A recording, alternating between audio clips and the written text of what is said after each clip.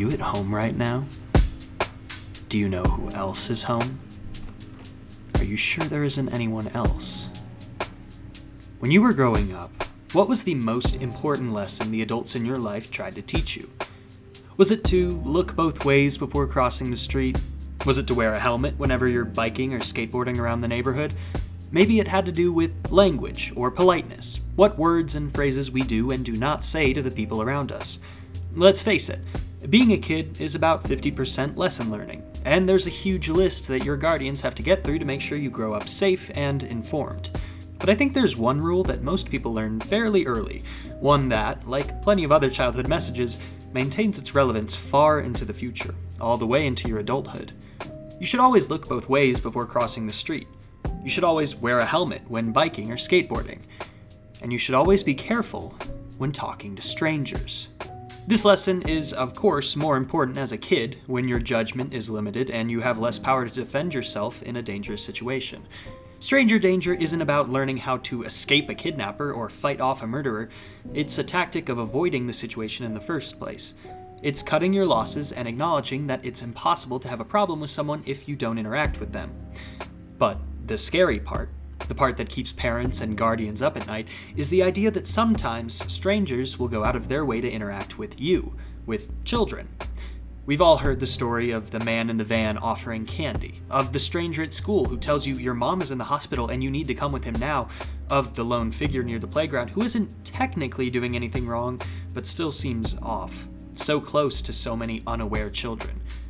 You can never guess what a person is capable of, what's going on in their mind, and sometimes following all the rules still isn't enough. Sometimes being an adult isn't enough. It's hard to describe how terrifying it is to actually hide from someone. It's not like hide and seek, watching someone's feet walk past from beneath the bed, stifling a giggle as one of your friends calls out in a goofy voice for you. No, it's different when it's someone you don't know, whose motivations you can't be sure of, who probably wants to hurt you. I've talked about a lot of styles of horror on this channel. I've talked about ghosts and giant monsters, about outer space and the afterlife and the backrooms, about aliens and cannibals and androids. But most of the time, when I talk about these horrors and what makes them so scary and why they're fascinating to me, I'm engaging with them in a fictional sense. The stakes, while dramatic and potentially effective, are not real. They don't actually matter to us. Our frame of reference for the horror is limited and rooted in entertainment, not actual danger.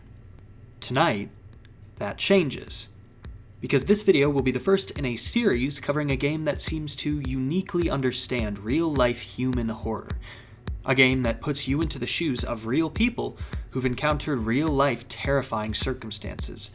A game that asks you, if something happened, if someone you didn't know was after you, was stalking you, hiding somewhere near you, would you survive? It might be harder than you think.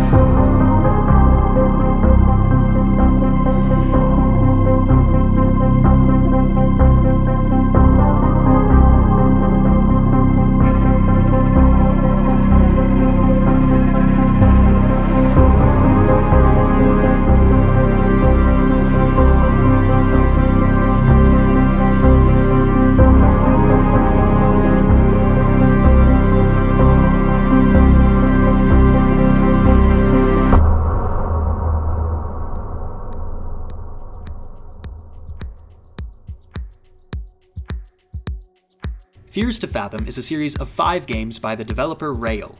Each game is self-described as an episodic psychological horror game where each episode unveils a short story narrated by the ones who survived. What this actually means, at least as we've been told by the developer, is that the plots of these games have been pulled from the actual experiences of survivors. While the first episode of the series is allegedly from a Reddit post, later entries were submitted by fans of the games who had been through terrifying encounters themselves.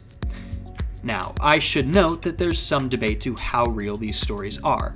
You'll find different posts and videos where people swear they found the true story behind one of the episodes, confident that everything depicted in the game actually happened, whereas in other communities, you'll find people arguing that the games are fictional with a real world, based on true events style hook. It seems totally possible that it's a bit of column A and a bit of column B. Maybe the developer does accept real stories from real people who obviously could embellish their tales on their own, and then more horrifying content is added for the sake of making a compelling game. I can't claim to know which of these parties is correct, but what I can say is this. For this style of horror, which is pretty grounded and realistic, I think the experience is more effective if you suspend whatever disbelief you have and ride with the idea that you're playing out a true story. So that's what I'm going to do for this series. Feel free to comment your thoughts on this point, but just know that going forward, we're assuming everything actually happened, or at least could happen. As I mentioned earlier, this collection of stories has 5 episodes. Home Alone, Norwood Hitchhike, Carson House, Ironbark Lookout, and finally, Woodbury Getaway. I'm going to be covering each of these games individually in smaller videos between my bigger video essays, and when the series is finally complete, I'll release all the videos as one big video.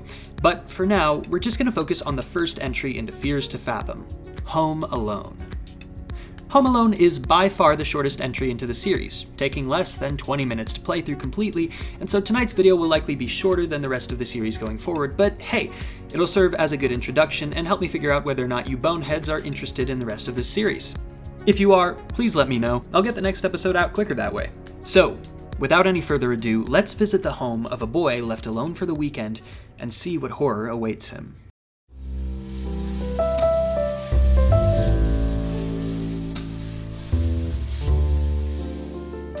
It's July 12th. Summer. Our protagonist, a boy named Miles, has been left alone at home for a weekend while his parents are on a work trip, hence the name of the episode. His sleep schedule is messed up. He's asleep and awake at seemingly random times. Our story begins with Miles in bed, woken by the sound of his alarm at 8 p.m. He has homework to do, which is strange considering we just established it was summer, but hey, maybe he's got summer school. Or maybe his parents were the type of parents to assign homework to keep their kids' minds sharp while out of school, like mine did. Whatever the case, he's too hungry to start, so he heads downstairs to get some food. By reading texts with his mom and his friend Mason, we learn a couple things. The first is that Miles is 14, so he's either in 8th or 9th grade. His mom made lasagna, and he's trying to have Mason over to play Mario Kart, which sounds like a pretty kick-ass evening to me. Mason also references the chemistry homework over text, so either they're both in summer school together, both have parents who love ruining their kids' summer vacation, or Mason just knows about Miles' struggle from a distance. There's some element of choice in these games, not huge ones, just where you go and what specifically you pay attention to. So depending on who's playing, Miles might go investigate his parents' empty bedroom first, which has a pretty great window view down into the driveway. When Miles looks out the window, he sees the silhouette of someone standing outside the house, potentially next door. It's hard to tell, but it almost looks like the figure is looking into the house, and when they see Miles looking back, they walk off casually as though nothing was wrong. If you go right outside after witnessing this, the figure is nowhere to be seen. I love this moment, because there's a distance between your reaction to seeing this figure and Miles' assumed reaction. We know that we're playing a horror game, and there's a little sound cue when you see the guy, so this moment definitely helps to put us on edge. But to Miles, it's just a regular night, and he doesn't even comment in his narration about the figure. That's the scary thing about a lot of these situations. In retrospect, as an audience looking back at something we know to be bad, we can see the elements of the horror starting to stack up, but in the moment, it all seems so ordinary. It's like yelling at characters for making stupid decisions in a slasher. Sure, the choice might not make sense to us, but to the character on screen, they don't know they're in a slasher. Miles doesn't know what's about to come, so he doesn't know to be on edge. Would you?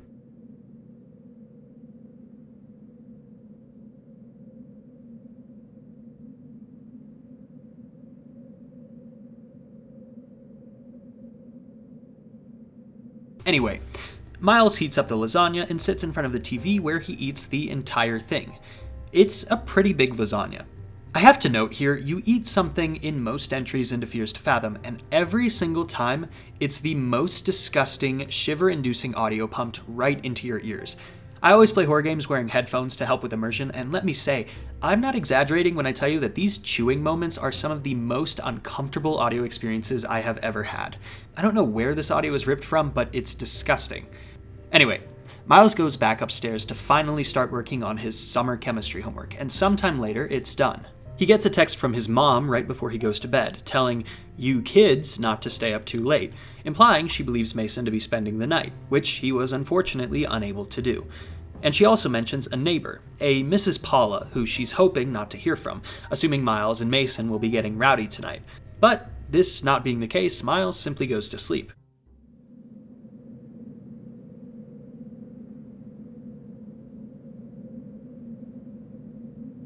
At 1:16 a.m., Miles gets up to get some water.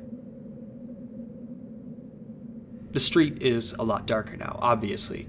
He's able to find a water bottle, no problem, and is almost back in bed when he gets a message from his mom. It's a picture of the house's front door, and someone's standing there. Miles just walked past that door to get his water. Whoever was standing there was so close to him, and he didn't even know.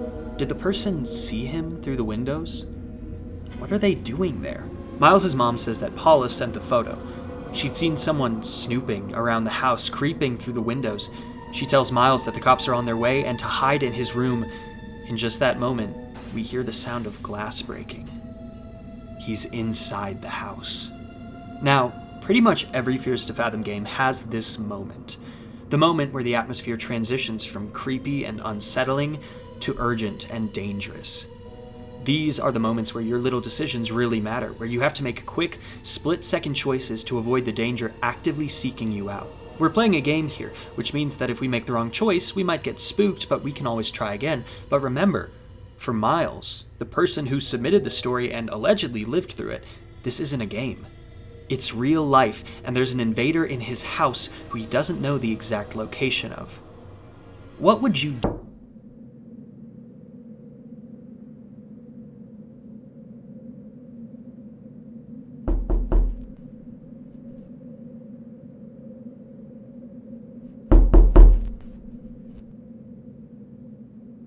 Alone in your room knowing someone was there for you. The cops are supposed to be on their way, but you have no way of knowing how long it'll take for them to get there.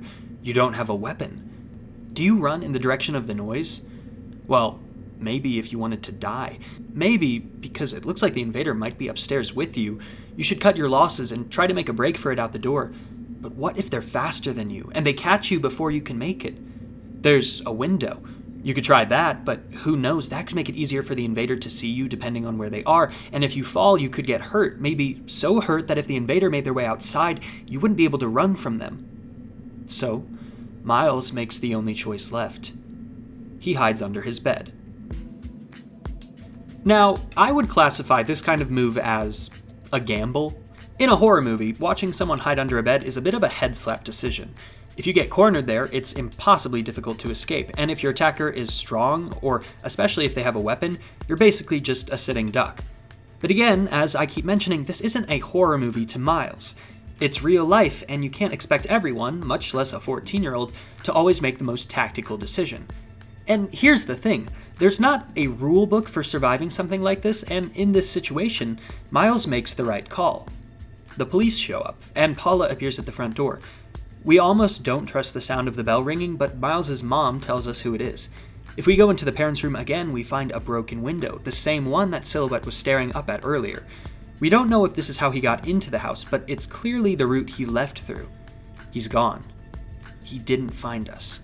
We're safe. For now. And that's how the game ends. Like I said, it's the first and shortest entry into the series, plus it's free, so it's not exactly a massive narrative with arcs and twists and all that, but that's why it works. We're left shaken, our tension and stress technically falling but weirdly unresolved. Whether or not you made the wrong choice during your playthrough and encountered a scare, when you actually reach the end and see the actual way your character survives, you don't know how to feel about things. This is the appeal of these games. They don't wrap up cleanly. They don't follow a perfect narrative structure because neither does life. Life is messy, and chaotic and filled with strange, bumbling people who want various things, and sometimes you just have to get lucky. Miles got lucky. Most of the protagonists of these games get lucky, because if they didn't, who would be there to tell the story? So, this will conclude the first episode of our exploration into this unique game series. While there's a lot less to talk about in this first episode than those to follow, there are a couple established features and moments that we'll be seeing repeated in future games, like loud eating, texts between multiple people acting as part of the story, hiding from people with unknown intentions, but most of all, a new little shred of distrust for the people around you added to your psyche every single time you wrap up an entry. Thanks for joining me in this first episode. I hope you enjoyed because I think these games are a lot of fun, and I'm really excited to cover more episodes. Because, in my opinion, the games only get better. It's clear to me that Rail's style and skill developed a lot over the course of creating these games, and each subsequent entry shows this off more and more. If you like this series, please let me know with a comment or a like, or both if you're feeling generous, and I'll get to the next episode ASAP. Have a good night, boneheads. And hey, before you go to sleep tonight, why don't you take one little check around on all the hiding places in your house? You never know when you're going to need one. Or if someone's already there.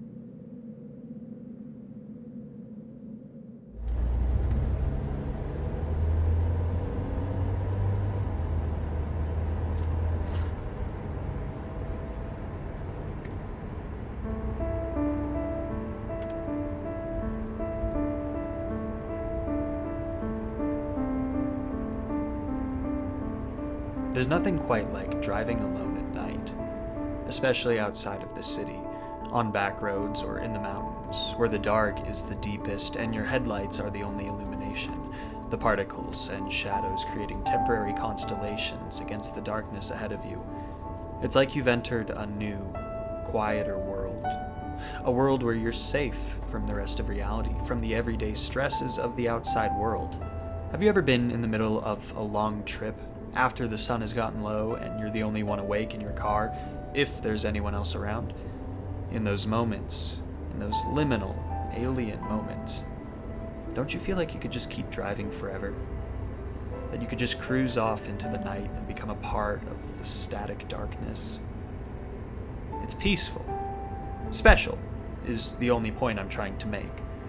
Those rare moments in the dark, transient spaces so far away from the real world. But everything can change in an instant when the engine stops running and the headlights go dark. It could happen for any reason. Lack of preparation, an unexpected malfunction, sabotage.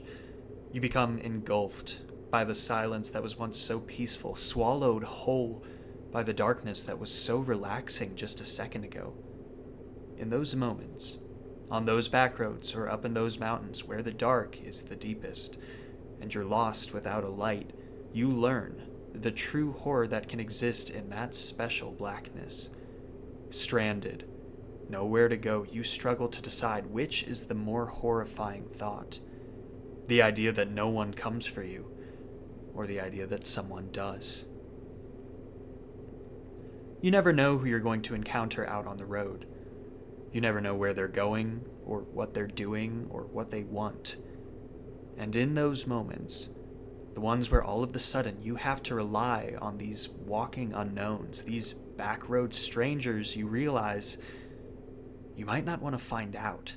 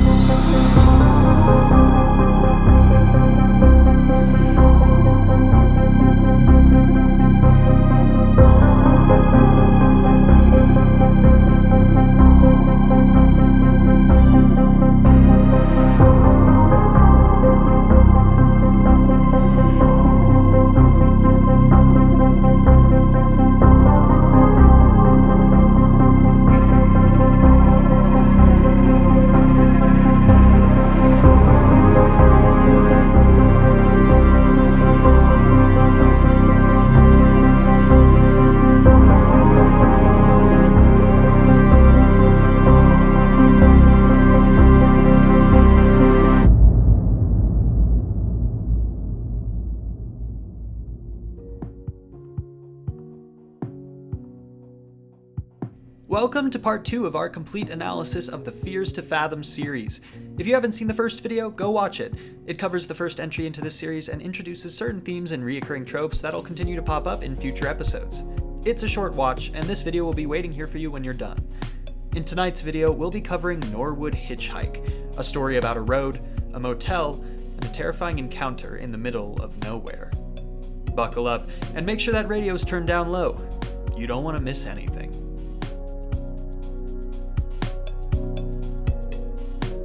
The very first thing we're told is that this story happened to the protagonist when she was 19. Our protagonist isn't a child in this one, though she's still a very young adult. Her name is Holly Gardner, and she's a bit of a gaming nerd, enough so that she enjoys going to gaming conventions, even ones that are far away. Also enough so that it makes sense she'd end up submitting this story to an indie game developer.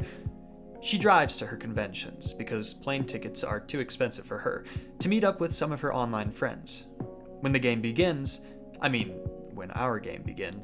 Holly is driving home from one of these events.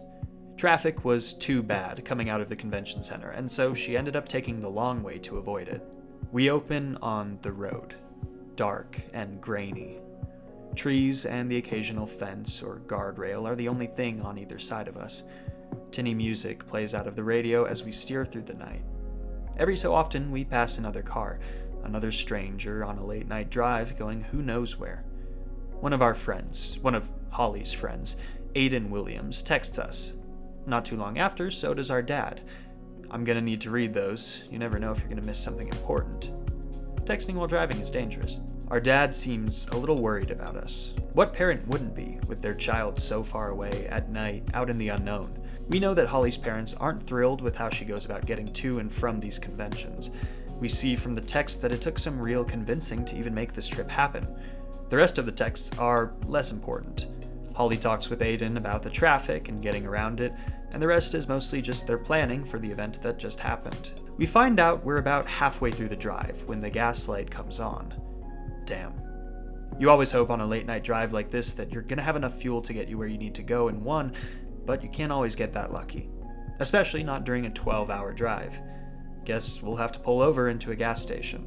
Turns out I'm just as bad at parking in this game as I am in real life. The gas station is normal enough, a little dirty maybe. The people here aren't too talkative. Hey, fair enough. I wouldn't exactly be approaching strangers in a gas station under normal circumstances, but this is a video game, and I want to find all the interesting dialogue. None of it. The first interesting little game moment might happen for you here. If you interact with the vending machine, you can find out that consuming different junk foods, which you have a seemingly bottomless wallet of cash to pull from for, increases your sprint speed. Okay. Am I gonna need to do some sprinting soon? It's a fun way to put the audience on edge without actually introducing a real threat to our protagonist yet. It's that classic horror game move, to put you down a long, dark hallway, then suddenly, and seemingly for no reason, inform you that you can sprint with left shift. It freaks out the little logical part of your brain that knows how horror games work and what to expect, and you don't even have to put in a sound cue. The understanding is enough. Holly doesn't end up having to do any sprinting, not right now at least. She goes and pays for some gas, and the guy behind the checkout counter in the middle of nowhere says some real guy behind the checkout counter in the middle of nowhere shit. He tells us that a bridge down the road, a bridge that we are in fact headed to, is the site of multiple missing persons cases. Apparently there's a monster out there, the Norwood Valley Monster, who tears up lone travelers and hangs them upside down from the trees. Huh. Cool. Well, for a guy like you working in a place like this, having insane shit to say is just kind of part of the job description, huh? Later. Oh, sorry, you've got a little bit more freaky bullshit to tell me real quick? About not picking up a woman in white or blue dress walking down the road? About how she's a spirit seeking vengeance after being murdered on prom night? Okay, man, you have a good night. As we leave the gas station, we can shake off most of what he said as just classic middle-of-nowhere urban legend, but one piece of advice lingers with us. Never pick up a hitchhiker. Wait, what was the name of this episode? There's a van outside the gas station when we leave, but it pulls away as we get a text from our mom. She needs dog food. Okay, back on the road again. It's funny, you know, I'm not really worried about meeting a monster or a ghost out in these woods, but something about what that guy said about hitchhikers. It's just sitting with me. I mean, here we are out in the middle of the night, alone. What if I did see something? Not a cryptid or a spirit, but just someone. Alone in the darkness. They could be anyone.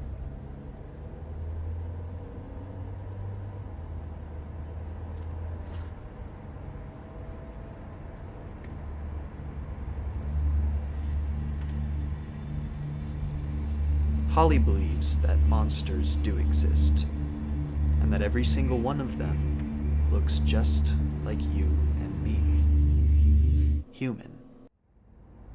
Our headlights shut off. Oh, fuck. Please come back on. Please don't leave me out here in the dark. I'm not an idiot, but I can believe anything at night. What if there is a ghost? Phew, they're back on. Shit. Okay, they're back again. It's dangerous driving at night. If those headlights go for good, I'm not sure what Holly will do. Oh, hey, a bridge.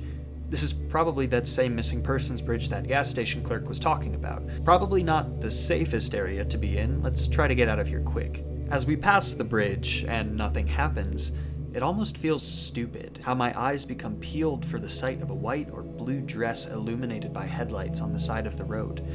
I'm already preparing myself mentally for cruising right on past, leaving Miss Ghost in the dust. That's how I'll survive this, just like in the last game. As long as I don't talk to anyone or get out of my... Oh. Hey guys, a little piece of advice here. If you're ever driving at night and you encounter something like this, where debris like trees or maybe wooden boards with nails in them, just really anything preventing your car from moving forward, are in the road, then listen to me. Do not leave your car. Make sure your doors and windows are locked, keep your headlights on, and carefully reverse away from the scene while calling 911. These little obstacles are usually traps designed to get lone drivers to leave their cars at night to move the objects out of the way, at which point they are attacked, potentially robbed or worse, and usually kidnapped. Under no circumstances should you ever take a risk like this. So Holly gets out of her car and goes and moves the logs, and very fortunately does not get attacked. Really lucked out on that one, but you do still have to ask, who put these logs in the road? And why? If there's not someone out here trying to attack me, then what other purpose could there be for having this roadblock here? When Holly gets back in her car, a gut-wrenching realization comes over her. The engine won't start. Holy shit, the engine won't start. She's stranded out here. The literal one thing you never want to happen while driving at night, and now she's stuck. There's a part of me that wonders, did someone, somehow, do something to her car while she was dealing with that roadblock earlier? Or is it possible that the person in the van, the one she glimpsed earlier, did something while she was inside the station, and it's only just now taken effect? But if so, if anyone messed with her car, why? It could be nothing. Whatever the case, her options are incredibly limited. Her phone has no service, she can't call for help, so now she has to decide between walking down the road at night with no way to call for help, hoping she comes across a gas station or something that can help her, or she can stay by her car and pray that someone else comes by, and also pray that whoever comes by isn't a crazy person. What would you...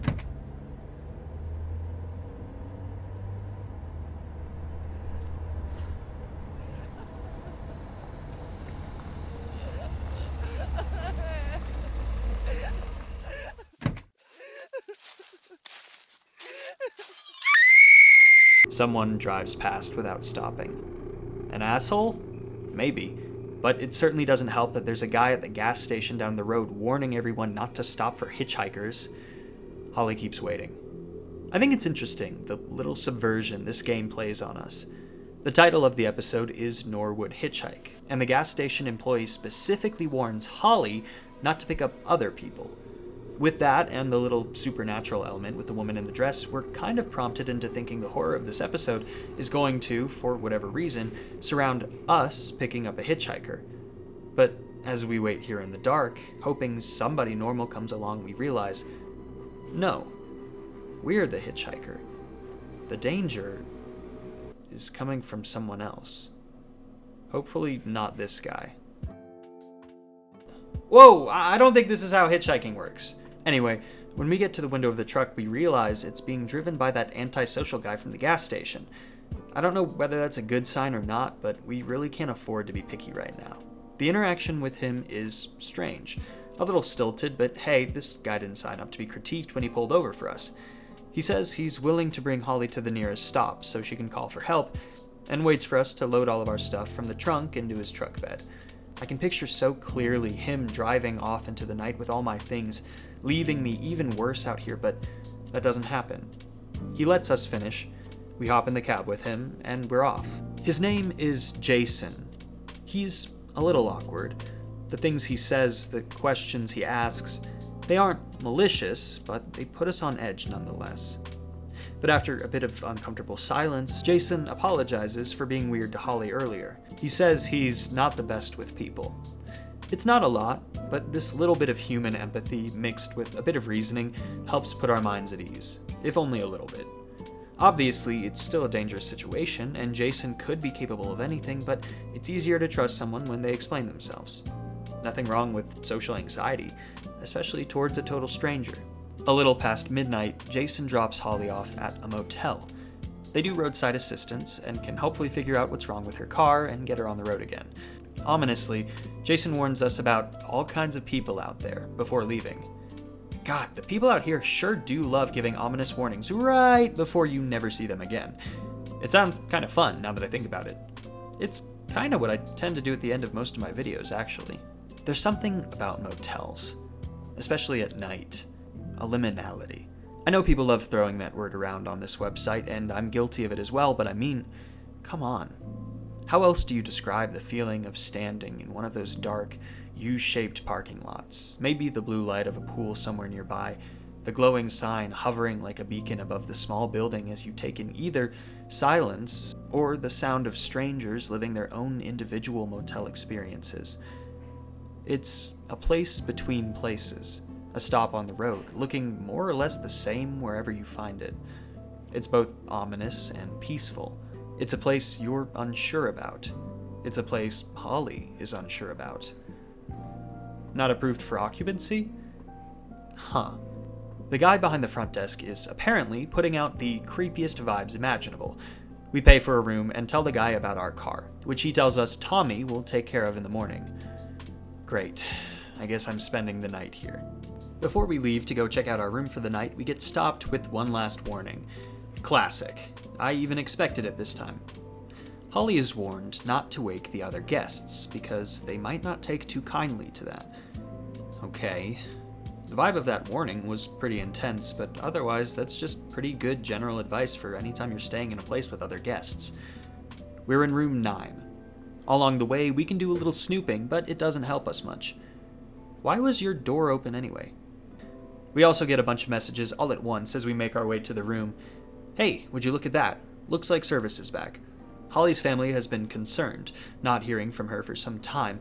Holly tried to update her dad, but it looks like that didn't work. The room is fine. A regular motel room. Superman is playing on TV. I could just sit here and watch that all night, wait for the sun to rise and get back on the road. But, nah, checking out the rest of the place seems important. You never know. Now, in this footage, you might notice me running away from room 9 as fast as I can.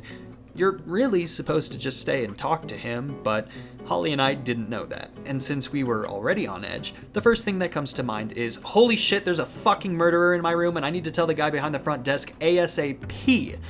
But he honestly doesn't seem to care, so I go back to the room to figure out what's going on. This is Tommy, apparently, the guy who's gonna fix our car in the morning. I know most of our experiences in this episode have been vaguely unsettling, but this dude's straight up capital C creepy. He keeps chuckling to himself as if everything's a joke we don't know the punchline to. Apparently, he's just getting the room set up for us. Cool, but do you have to be so strange while doing it? Again, this is just the personality you need to work in a place like this, I guess. We let Tommy finish up as we grab our stuff and move it to the room. I don't love knowing that this guy has a key, but what am I going to do about it? Before he leaves, Tommy tells us the phone isn't working. Awesome. Have a good night, man. Finally. time to get some sleep. If we can just get through the night, everything will be okay in the morning. Something's wrong. I can feel it. A sound comes from the bathroom, some liquid trickling. It almost sounds like someone is in there, but I don't think that's possible. When we look over the window, it looks like someone is looking through, but they leave quickly. A snoop? Like us? Or something else? This place is not good for my paranoia. I think whoever was watching us was the guy from the room we investigated earlier. If we go out quick enough, we might see him entering his own room. Holly wants coffee. It's a good thing we passed by that machine earlier. I guess if you already can't sleep, your second best option is to be alert. Wow. Neither of these look very good. Okay, we drank it, and now we can... What the fuck? I think there was something wrong with that coffee. The world is swimming and strange voices are calling out to us. I think we need to lie down.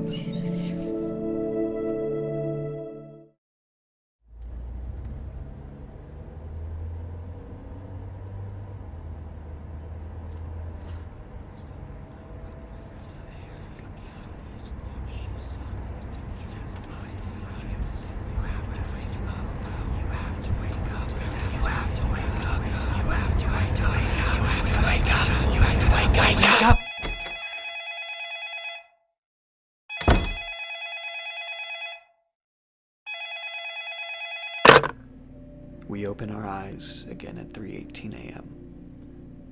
The phone is ringing. Wasn't it supposed to be broken? It doesn't matter, that's the least of our concerns. There are two things that Holly and I are paying attention to, both of them horrible. The first is that we were definitely sedated. Someone put something in that coffee to knock us out, and it worked. That's not good. The second thing is... just as we were gaining consciousness, I could have sworn I heard the sound of the closet door opening and shutting. Whether or not Holly realizes it, and it doesn't seem like she does, there's someone in the room with her right now. And we know exactly where they are. This, for me, is a huge fuck that moment. At this point, I would be waiting in the front office for daylight with my skateboard clutched in my hands like a broadsword, slamming energy drinks to make it through the night. But, like I implied, it's possible that only we, the audience, noticed the person in our closet, which is surprising considering how on edge Holly has been all night, but less so when we remember that she was just drugged. For some reason, the guy from the front desk, who is apparently named Joe, makes his way to our room. I'd say it's good to see a friendly face, but I don't think Holly would classify him as that. Apparently, he's here with a noise complaint. I didn't think I was being that loud, but maybe in my altered state I was. Or it could be that he's talking about the sound of the TV. Either way, we bring the coffee machine issue to his attention. Apparently, it's a larger issue than we'd realized, considering that Joe tells us there is no coffee machine in the complex. Okay, well, I definitely drank rancid coffee from one, so I don't know what you're telling me. We lead him over to where the coffee machine was, which just so happens to be next to the room we checked out, and... Well, that's...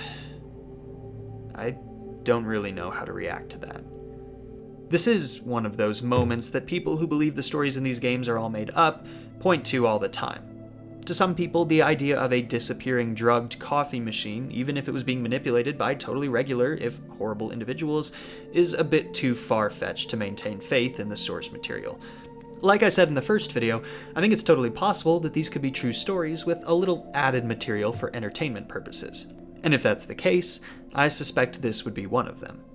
Who knows though? People are capable of some pretty crazy and terrible things. Well, it's not there, and now Joe is pissed because he thinks you're messing with him. He tells you there are pills and a table in your room that'll help you get to sleep. Is that a service normally provided by motels? I would not trust that if I were Holly, especially after the whole drugging thing, but oh well. While you're having this conversation with Joe, it can be a little hard to tell, but it kind of looks like someone leaves your room and runs off into the night. That's definitely not good, but it at least might mean there's nobody in the room anymore.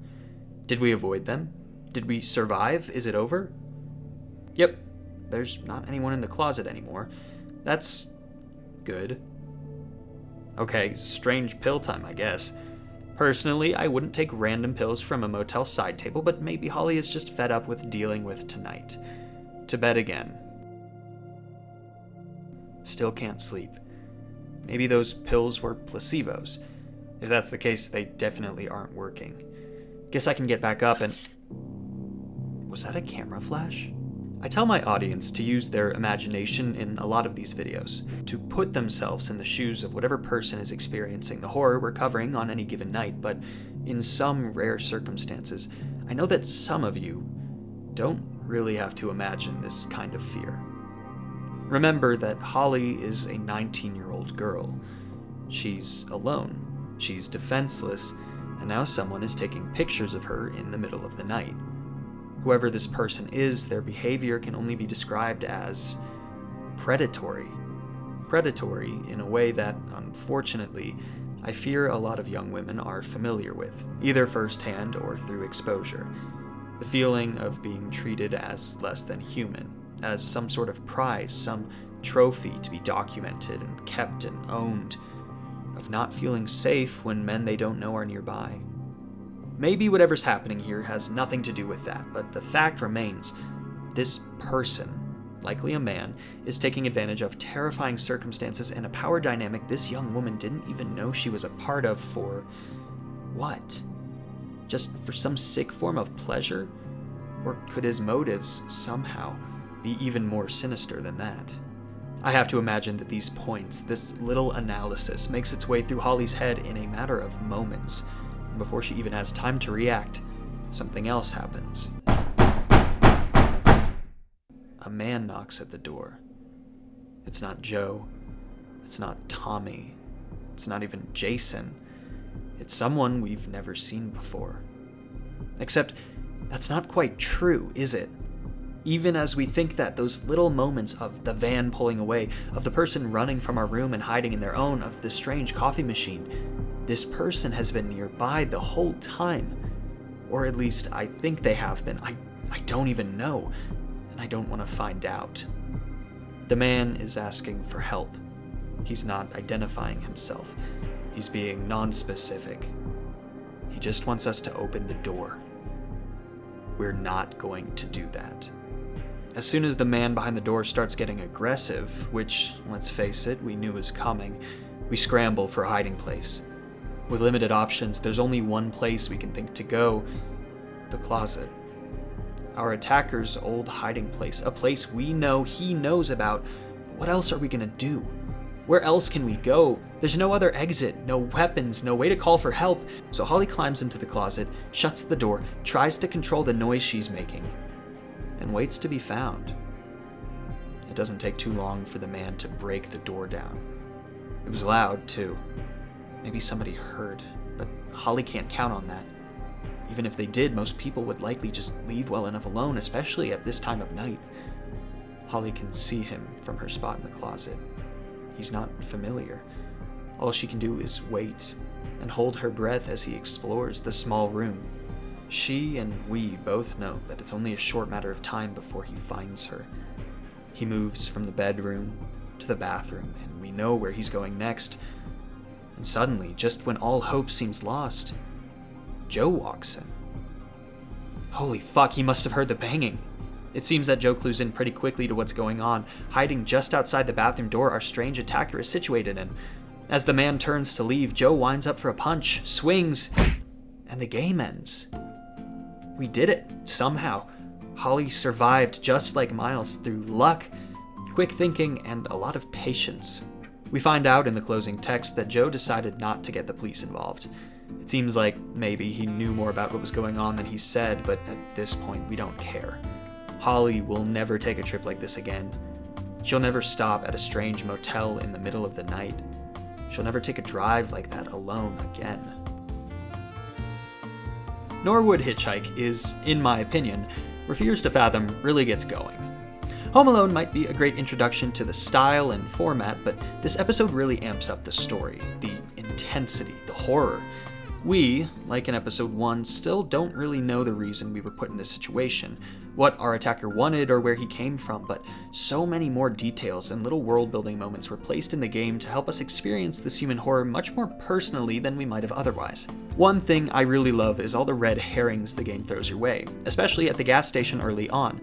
It puts you on edge about ghosts and monsters and hitchhikers, but in reality, it wasn't the hitchhike that was responsible for the horror, but everything that came after it. It keeps you guessing even into later games. Is the danger of Ironbark Lookout going to be fire-based, or have to do with wildlife or other forest lookouts? Is the danger of Woodbury Getaway going to be the people you're already with or someone new? We've been taught now that part of what makes Fears to Fathom so effective is the chaotic human element. They're slow burn stories, spending plenty of time on the mundane stuff, like moving luggage, eating, checking your texts, stuff that even in reality lulls us into a sense of security. And then finally the curtain drops and we realize the danger we're in, or have been in the whole time, and it becomes almost funny how much time we've spent cooking or working or even watching something. Didn't we know we were being watched? Didn't we know the danger we were in? How could we just sit there, acting like everything was fine, while someone or something unknown was so nearby? Well, you've been watching this video for a while, haven't you? Are you sure you haven't missed anything? Have you checked your windows, under your bed, the closet, the attic, the next room over, behind the shower curtain, in the backyard, just outside the door? How confident are you that you're safe? Maybe you should get on the road. Just leave your home for a little while, get out of there, take in the sights and sounds of the highway. But just remember, be careful out there. You never know who's hiding in the darkness. See, I can do it too.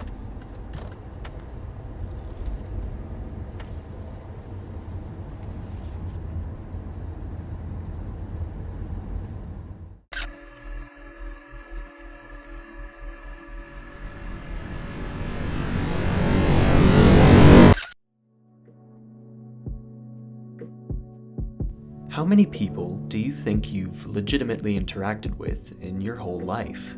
It's a hard question to answer, even hypothetically. On any given day, depending on your routine and lifestyle, you might see hundreds or even thousands of faces. On your morning commute, in restaurants and banks, walking down the street outside your home, hundreds and hundreds of strangers. And on top of them, the people you know, the people you talk to, the people you remember and care about.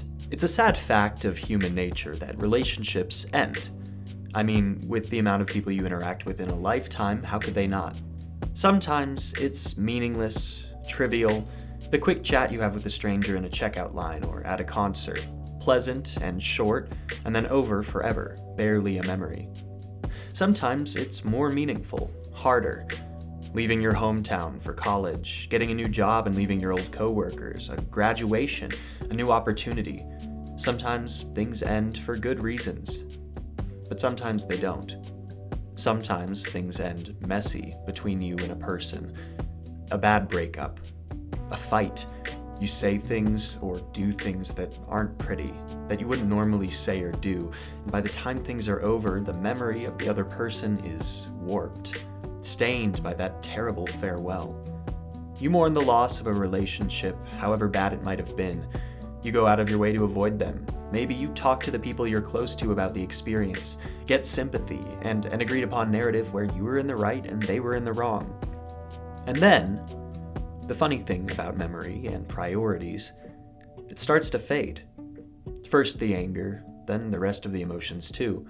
Eventually, that person and that moment, in all of its drama, with all of its chaos, is reduced to just another one of the hundreds or thousands of faces you see every day. It's faded into the background of your perception. No longer important, a bit of backstory, character development, something to inform future relationships, but nothing current, nothing worth paying attention to anymore. You've moved on. But what if they haven't? It's easy to be hurt by somebody you love. They know all of your weaknesses. But it might actually be even easier to be hurt by somebody you loved and forgot. Because then, you never see them coming.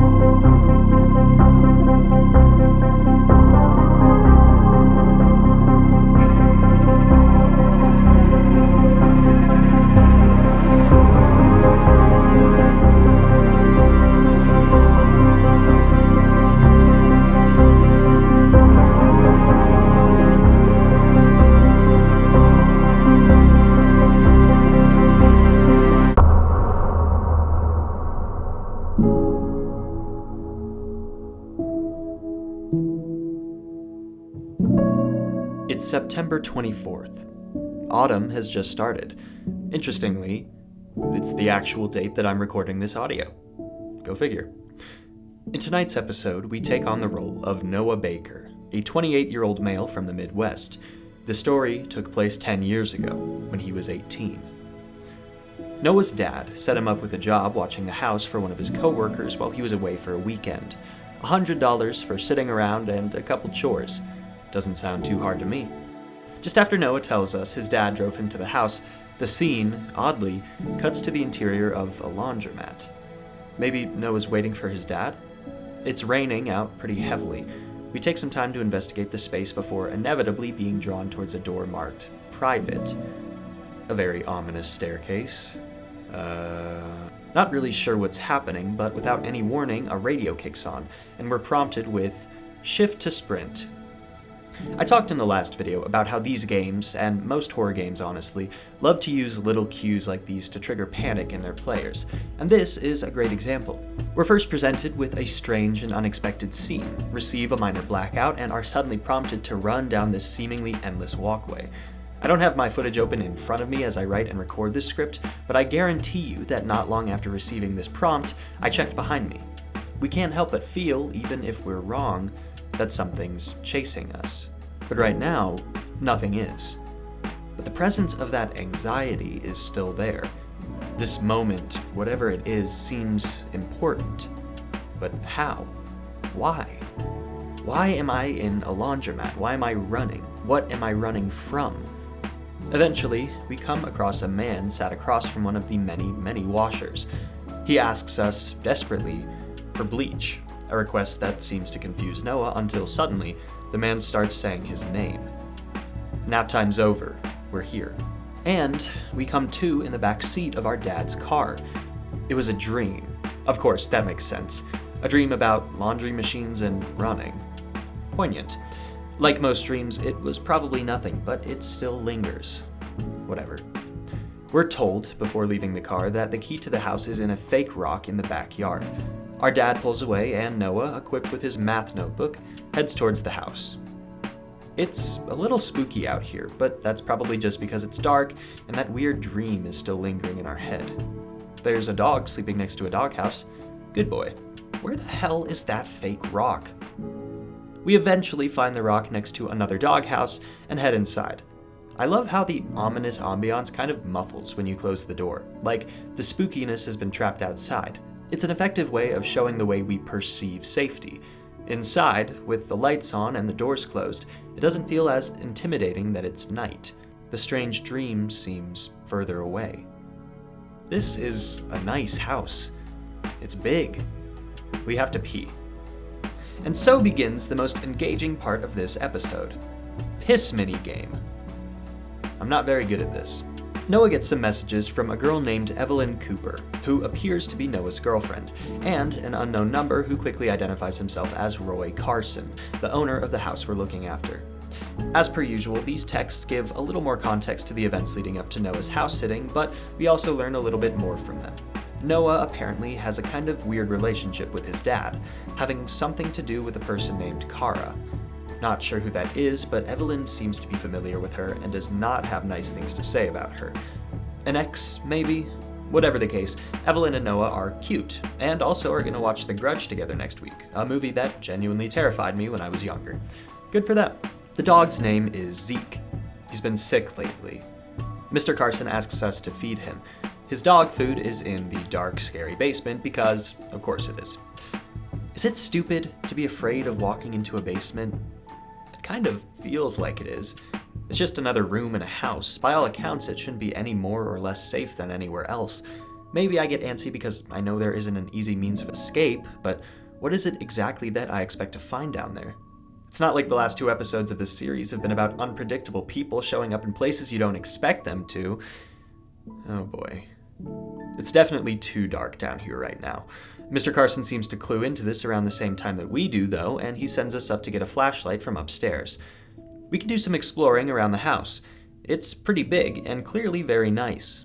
Mr. Carson has a pretty killer setup. I wish I could record videos here. Something about having a flashlight in a dark room somehow makes everything scarier, not less scary. I either want full lights or nothing at all.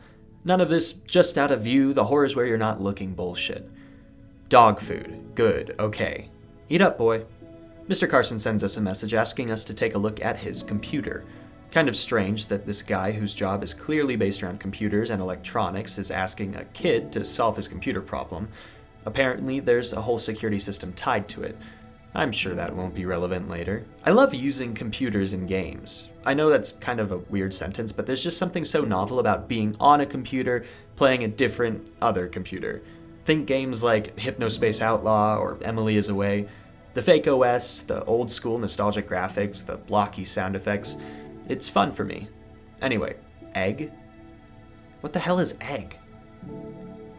Okay, nothing works on this computer. Guess I should download an antivirus. Looks like it worked. Okay, time to find out what egg is. It still doesn't work? Damn it! Okay, I want to snoop around on all the other stuff. There's a video here by Alec Carson. Pretty sure that's Roy's kid. Let's see what we got here. Okay. Either someone's getting into the digital horror game good and early, or someone needs to have a long talk with their father and maybe a mental health professional. Either way, very strange. God damn it. I'm pretty sure some of these countries are made up. That, or I'm uncultured. But it's probably the first thing. So, here's the security system Mr. Carson was talking about. It looks like there's 10 cameras pointed at places like the living room, the kitchen, the outside, the hallways, the basement. You can see a majority of the house from here. Good to know that if we ever wanted to check on something in the basement, we don't have to go down there.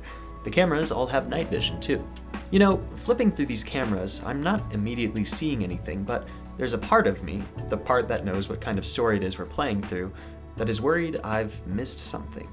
That hidden behind one of the pieces of furniture or tucked away quietly into a shadow is something.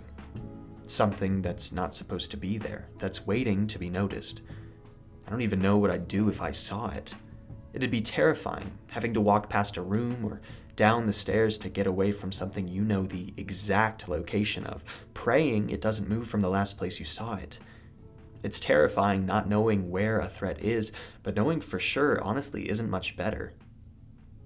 Do you have security cameras in your home? How often do you check them? What would you do if, the next time you checked them, you saw someone stand...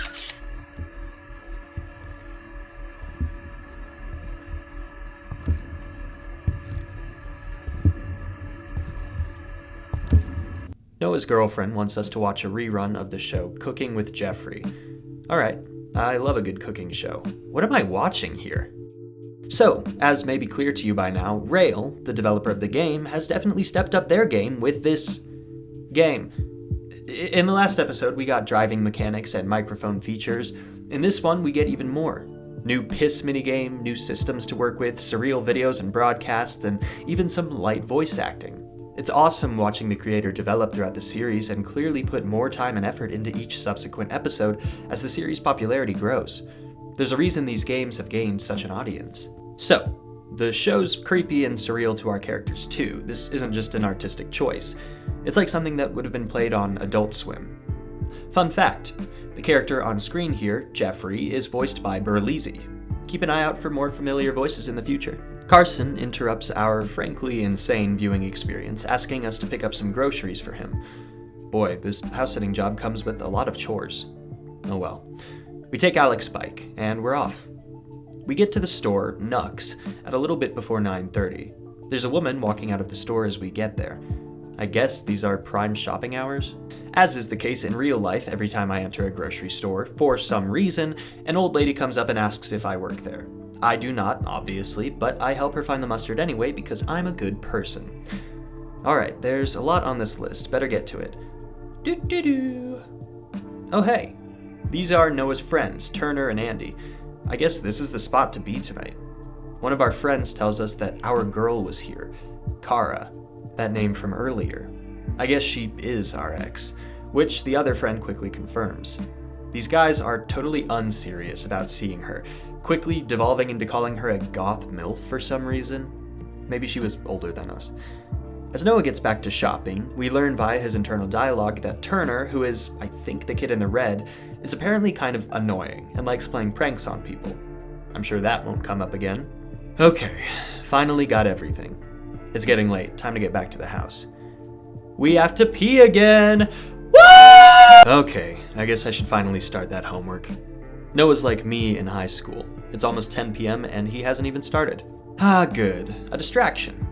We get a bunch of texts from Andy, the kid we saw earlier. He tells us to look up Roy Carson's divorce. Huh. Okay, that piques my interest. I guess I can take a couple minutes to look into it. Roy Carson, co-founder of BN Media, allegedly receiving death threats from the angry fans of his ex-wife. That's the title of the headline we find. Apparently the fans of Roy's ex-wife, a former actress named Alyssa Brown Carson, have been sending death threats to Roy due to rumors of infidelity. As we scroll through the story, there's a picture of Roy's house, the very house we're sitting in tonight, right there on the website. That doesn't feel very safe, considering, death threats. Apparently, people have been knocking on Roy's door to confront him. I have an idea of how they're finding the place. Maybe we should... The doorbell rings. What incredible timing. Well, considering what I just read, I don't feel great about going to answer the door. Luckily, we've already messed with all of those security cameras. Let's see who's there.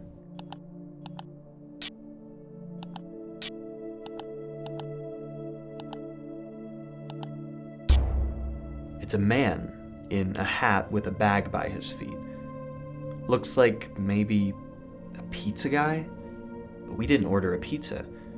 Something feels off here. What if this is a trick? An angry fan using a disguise to get access to his target's house. What'll he do when he realizes Roy isn't here? What will he do to me? He keeps ringing the doorbell. Doesn't look like we can just wait him out. I guess we can carefully go see what he wants. Through the door, he confirms that he is a pizza guy and tells you that apparently the pizza was ordered by Roy Carson. I guess it's possible Roy could have ordered a pizza for us, but why didn't he tell us? This still feels wrong for some reason. It's at this moment, as I try to decide how to handle this situation, that I realize how limited my options are. Calling the cops won't work. This guy's already here, and in the time it takes him to arrive, he could do anything. I can't go out another door because even if I went out the back, I'd still have to loop around the house next to the front porch, and he'd definitely see me. I guess we just have to hope this is a real pizza delivery. Okay, that went fine. Guess I was worried about nothing. Oh, you want to wait inside? I'm not that stupid. Sorry, pizza boy. Enjoy that rain. A lot of people online seem curious about what happens if you let the pizza guy in, whether or not he's secretly an antagonist who kills you, but if you pay attention to the dialogue options in this scene, you realize that you actually don't even have the option. Looks like this pizza guy was destined to drive home in the rain. After the strange pizza homie leaves, we finally get a text from Roy Carson telling us to be on the lookout for a pizza delivery. Okay, so it was him. You could have texted me a little earlier, my man. Noah is Gen Z, and that means that he can't eat his meal without watching something. Relatable. Time for more insanity. The stuff playing on the TV is, again, very strange, but this time it seems a little more intentional. Some kind of horror-themed programming is on, possibly due to the autumn season. We don't get to sit with it for very long, though, as the doorbell rings again. You better not have ordered me another pizza, Mr. Carson. This time, when we go to answer the door, no one responds. It's just silent. Once again, the security camera comes in clutch. There's no one there. There are flowers, though? Are those for Mr. Carson? Or are they for me? Weird.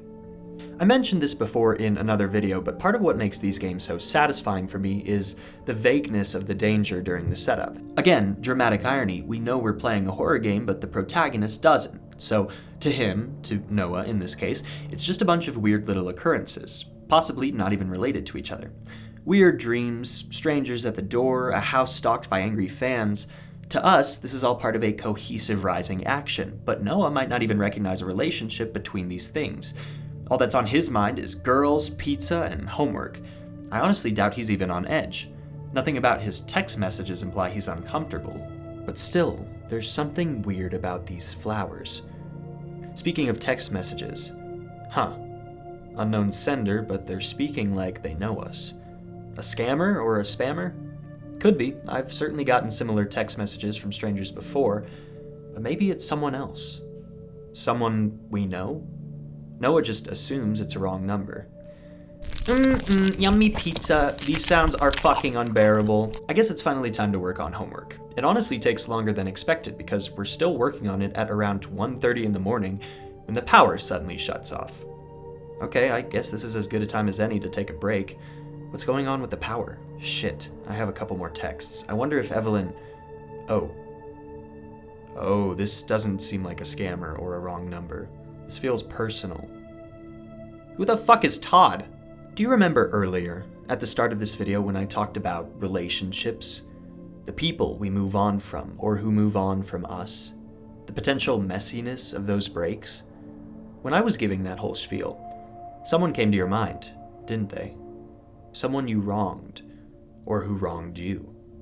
The person you avoided or talked shit about or tried to forget. Who are they? What did they do? What are they capable of? I wonder if that person, the one that appeared in your head, still thinks about you. You'd know better than I would. I wonder if they're still mad. I wonder if they'll ever get over it. I wonder if maybe they've been sitting on that anger, letting it grow and mutate. I wonder if, at a certain point, the anger, or the resentment, or hell, maybe even the love, will become too much for them to bear. Maybe it already has. When that moment comes, what do you think they'll do? What do you think they'll do to you? Where do you think they are right now?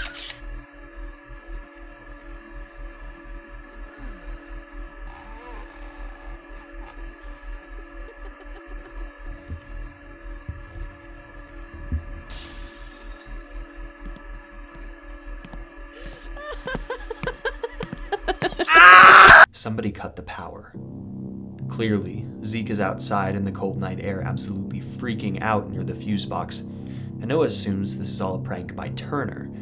I suppose that's the least intimidating assumption to roll with, but something tells me this isn't a prank. Fun fact, it's at this point in the game that you can start getting fail states. We avoided one just now by not checking the garage. I'm not going to point all the other ones out, but you should know that despite his assumption about Turner, Noah is in active danger now. Someone is here. But who? We get the power back on. The person on the phone tells us, "You said we'd stay friends." Oh boy. This is an X, isn't it? And I think I have an idea of which X it might be. Oh well, I don't have any time to fear for my safety. I got, trigonometry, statistics. It may surprise you to learn, dear bonehead viewer, that math was not my strong suit in high school, or any of the other schools. It's something. We've got something homework. Noah finally starts cluing into the situation he's in. Something feels off. In the background, we hear a clattering, and when we look at the security cameras, who trashed the studio? If Noah still thinks this is Turner, then clearly Turner is a bit of an asshole. I have to admit, this stage of the game is where I kinda don't understand Noah's actions anymore. I mean, I guess he's still convincing himself that it's one of his friends who's messing with him, but he's not really putting in much of an effort into confirming that suspicion. As I said in another video, most of these survivors don't make it out because they're expert strategists, but rather because of their luck. Having said that though, Noah, don't you want to be a little bit more proactive? It might be time to at least tell Mr. Carson what's been going on. Nope, more something homework. I have a something quiz on Tuesday. Okay, Noah, you can't ignore the sound of what is clearly a knife being picked up. Even if it's still Turner fucking with you, which, let's be clear, it definitely isn't, this has gone far enough. But what do we do now? Whoever is here has a weapon. It would definitely be a bad idea to rush straight to the noise. The cameras show that someone turned the oven on. In fact, they must have just done it because I can make someone out moving by the window. There also appears to be a knife missing from the block, as expected. It feels like we're being lured into an ambush. We go to turn the oven off and suddenly... Well, I don't know, but it'll probably be knife related. We can't just leave it on though. God damn it! Maybe Noah should pick up a knife too. He doesn't though. Instead, he does what he should have done earlier. He texts Andy to get Turner to stop fucking with him. As expected, Andy reveals that Turner is with him and that whoever is messing with Noah is someone else. Alarm! Alarm, Noah! The time to fuck around and do homework is over. It's time to... Who is that? There's a woman in the house. She's holding a knife. We watch her on the security cameras as she walks from room to room. There are two options here. The first is that this is one of Roy's wife's fans, and she's here for Roy. That's not great. Who knows how she might react when she realizes Roy isn't here. The worst option is the second. She's not here for Roy. She's here for us. By the time we get eyes on her, she's already heading upstairs. See, that's why you don't hide in a place with only one exit. Turns out there was no threat in the basement, though. Go figure. She's getting closer and closer to the room Noah's watching her from. Our options are extremely limited. There's nowhere to go. One of the doors in this room is blocked. The other feeds right into a tight hallway. There's a laundry room there, but... Laundry. No time to think about that, though. She's calling out our name. Option 2. Shit. She knows we're in here. She says she misses us. She wants to work out whatever's happening between us. What's that knife for, then? This, in case you haven't pieced it together, is Kara, Noah's ex. We won't find out until later, but their relationship ended due to Kara's drug use. That's probably what Noah was referencing when he mentioned earlier that his dad was disappointed. Noah tried to get her to stop, a very familiar, toxic, high school relationship story, but when he was unsuccessful, he ended things. Now, obviously, he's with Evelyn, in a healthier, happier relationship, but Kara has not been capable of moving on. Whether it's the influence of the drugs or her regular personality, she's decided to do something about this breakup tonight, and things clearly aren't going her way. You may have noticed that this is the first Fears to Fathom entry where we get a real explanation about the motivation of our antagonist. It doesn't necessarily change how horrifying the encounter is, but it gives a little context to it and helps immerse us more deeply in the story. I also have to imagine it makes the writing and game-making process easier, knowing your villain's intentions. But enough commentary, let's get back to the situation at hand. Knowing Kara's on the other side of the wall, but just out of sight of the second door, Noah has two options. He can hunker down in this room, try to hide or find a weapon, and wait for Kara to come in, which seems like a bad idea, or he can make a break for it. He just needs a way to get around Kara for just a second. We talk with Kara a bit, a very productive conversation. As soon as it's over and Kara basically tells us she's gonna kill us, it's time to make our move. Noah, with only seconds to spare, bolts from the computer room to the room across the hall, the laundry room, before Kara walks around the corner right in front of us and walks into the room we just left. Noah knows that his only opportunity for escape is to run right when Kara's not looking, when she's out of sight. As we sit there, just for a couple seconds, but feeling like an eternity, something dawns on us. Or at least, it dawned on me. Our dream from earlier. It was a premonition. Think about it. The laundry machines, the desperation, the running, it was preparing us for this. It was telling us what we needed to do and where we needed to go to survive. I don't know how much Rail added to the story. I don't know if that opening dream sequence was something the original author actually experienced, or if it was something Rail threw into the game to make it more narratively pleasing. But either way, this moment makes the game just a little bit more satisfying. If I'm not wrong, this is the only dream sequence we ever see in the series, and it's perfectly subtle and well integrated. It's totally possible not to make this connection, and even possible that I've read too much into it, but either way, I like it. It works for me. Now, let's see if this works for Noah. She calls our name. She walks into the room. She moves left, out of sight. Go. Noah runs, unsure if he's been spotted, unsure whether or not Kara is sprinting after him with a knife above her head. He runs for his life, away from the laundry, down the stairs to the front door, and the game ends. Once again, we've made it through the night and survived another human horror. As the final text pops up, we learn a bit more about Kara. She was 3 years older than him, so 21. Not the craziest of age gaps normally, but it makes a difference in high school. She was on meth, apparently. She didn't take anything from the house but the knife she was going to use on Noah. But it's over now. We have once again reached the end of another Fears to Fathom analysis, and this one was a lot of fun.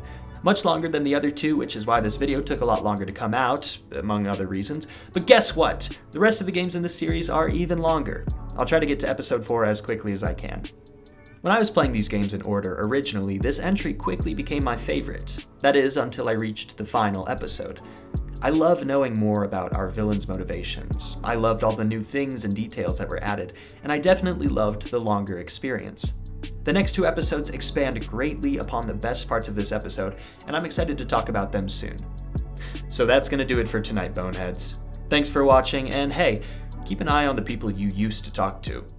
You never know when one of them is going to show back up.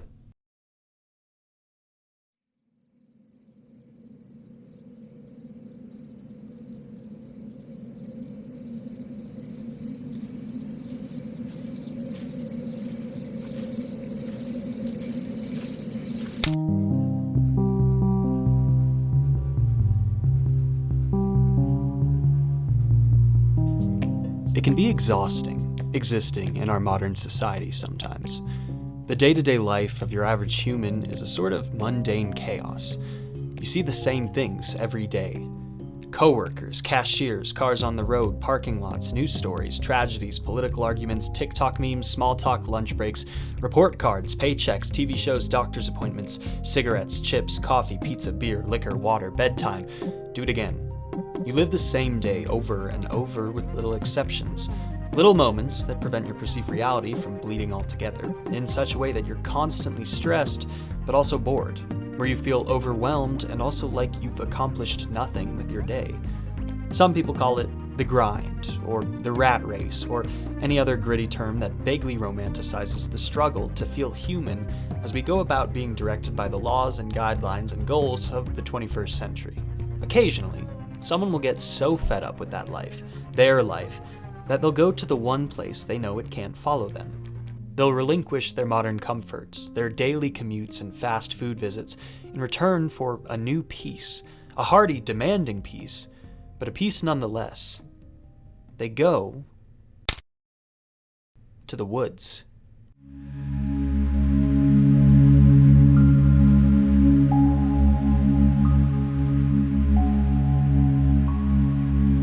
It's different out here. It's quieter, but not silent. The breeze through the trees, the chirping of the birds, the occasional scuttling of some forest creature through the brush. It puts the ambient sounds of traffic and human voices to shame. It's cleaner out here. The air is clearer, the water is colder, the ground is softer. Out here, you can be anyone, do anything, because who's going to see it? Who's going to know? If a man dies in the forest, and no one's around to stop it, was the man ever alive? The thing you forget about the forest, after you've romanticized it, walked into it, embraced it, is that it doesn't just apply to you. Anyone could be out here. Anyone.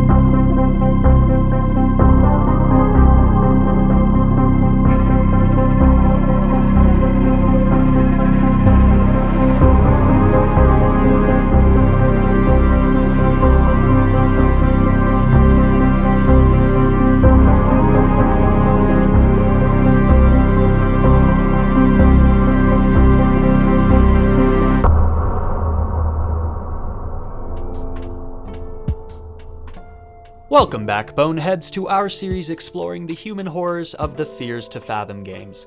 This is the fourth video in our series. In previous episodes, we've covered home invasions, motel creeps, violent exes, and lots of hiding places. If you haven't seen the other episodes of this series, I recommend going and watching them now. The earlier episodes help set up a lot of the recurring tropes and themes of this series, and this video will be waiting for you when you come back. In tonight's episode, we'll be playing through the story of Jack Nelson, a 24-year-old who decides to take a job as a fire lookout in a state park in Oregon. What starts as a reflective experience in the wilderness is about to become a horrifying survival situation. But let's not get ahead of ourselves. It's May, late spring. Jack Nelson is a park ranger stationed in one of the largest forests in the Pacific Northwest. It's not a super well-paying job, but Jack likes to travel and can move around easily thanks to the RV he bought with the help of his father. When the game begins, we're driving this very RV after being transferred to a new lookout spot.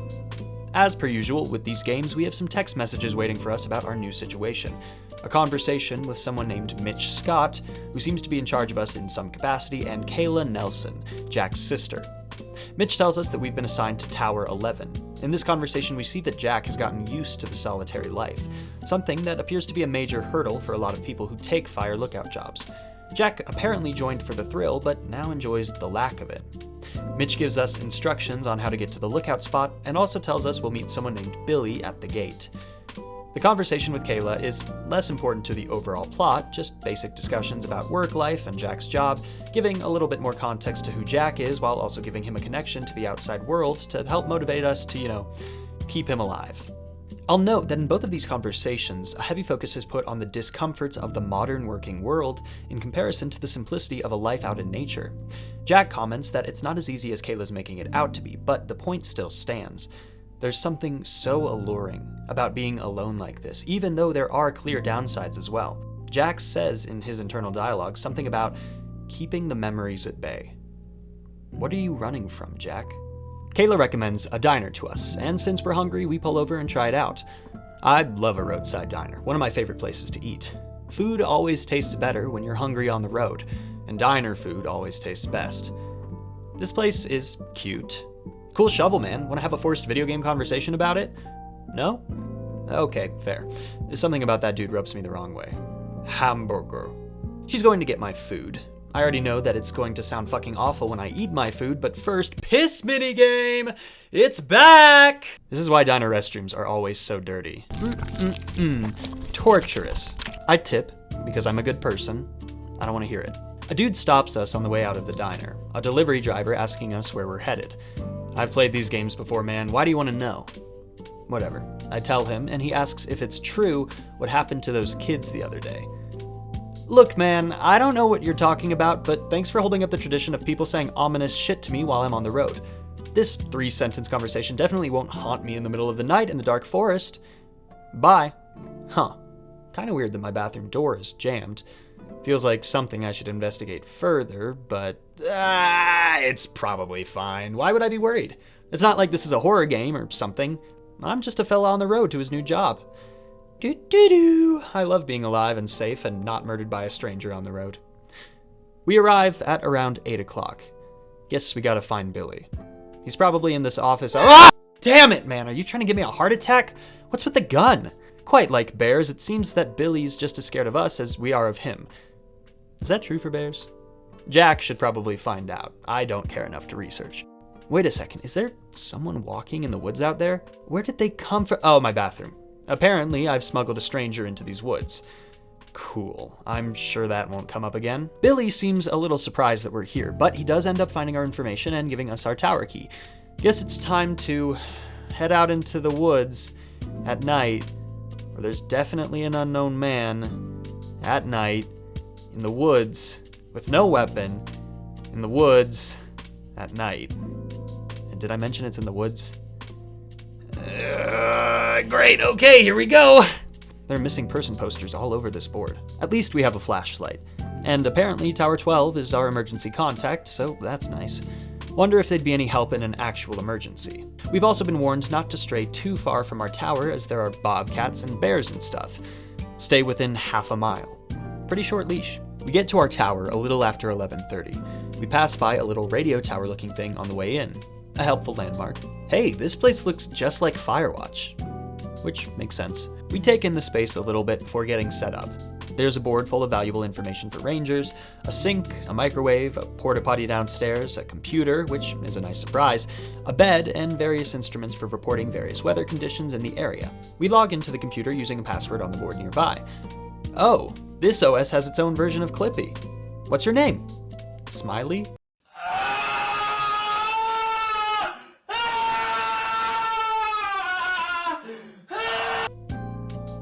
Cool. Well, there's a training video on the desktop. That's probably important. Let's watch it and get... Welcome to Ironbark State Park. If you're watching this video, then let me be the first to say congratulations. This video is pretty fun. I like the little joke about fire getting too wild and drinking and driving. The developers of this game definitely have a similar sense of humor to myself. I also love that the National Forest Service data input form is apparently used by NASA. Why would... Never mind. There's some very strange videos on this computer. I think the first video is a reference to Between Two Ferns, and the second is an obvious Bob Ross parody, but I don't know what's going on with this Cats video. I just know I love it. I'm getting very distracted on this computer. We finally get interrupted from our time on the computer by a voice on the radio. It's the person from Fire Tower 12. His name is... Connor. That doesn't make any sense. That's my name. I'm the only one who's allowed to be Connor. We're gonna call him Bonner.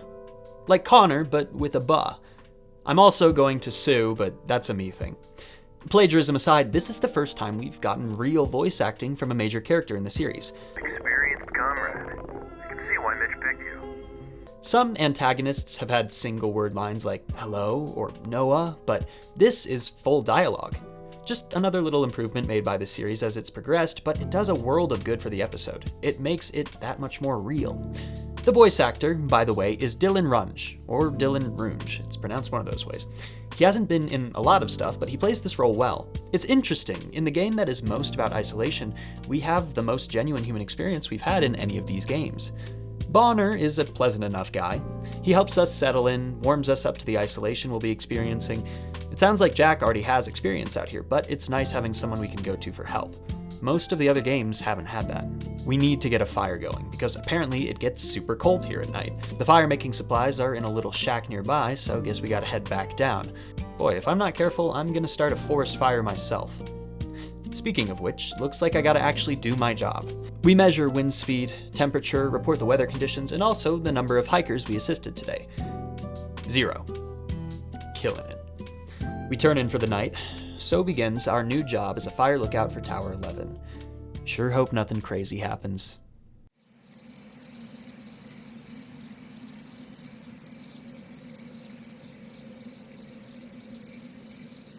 We wake up at 3 in the morning.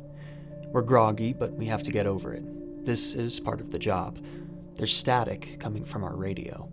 Bonner isn't responding though, so we go pee. Quiet piss minigame. It's the middle of the night. Sure hope no one's down there, for both of our sakes. Oh, wait. There actually is. Not right beneath us, but a little ways off. Who would be out here so late? Other than me, obviously. I guess it's not illegal. Some people are night owls. Not me, though. I want to go back to bed. Day 2. This is the first and only game that takes place over the course of more than just one night. This horror is taking its time. It's a beautiful morning. So beautiful that Jack decides to take a picture. Guess he's a bit of a photographer. This thing has some nice zoom. You can see so much of the woods. Oh, Bonner needs me. I guess there's some smoke off in the distance. Some campers ignoring safety rules. Man, this is really similar to Firewatch. I guess there are only so many jobs you have as a lookout. Whatever the case, we have to go deal with it. Bonner reminds us to take our bear mace, which I, as you may notice in my footage going forward, never forget to bring anywhere.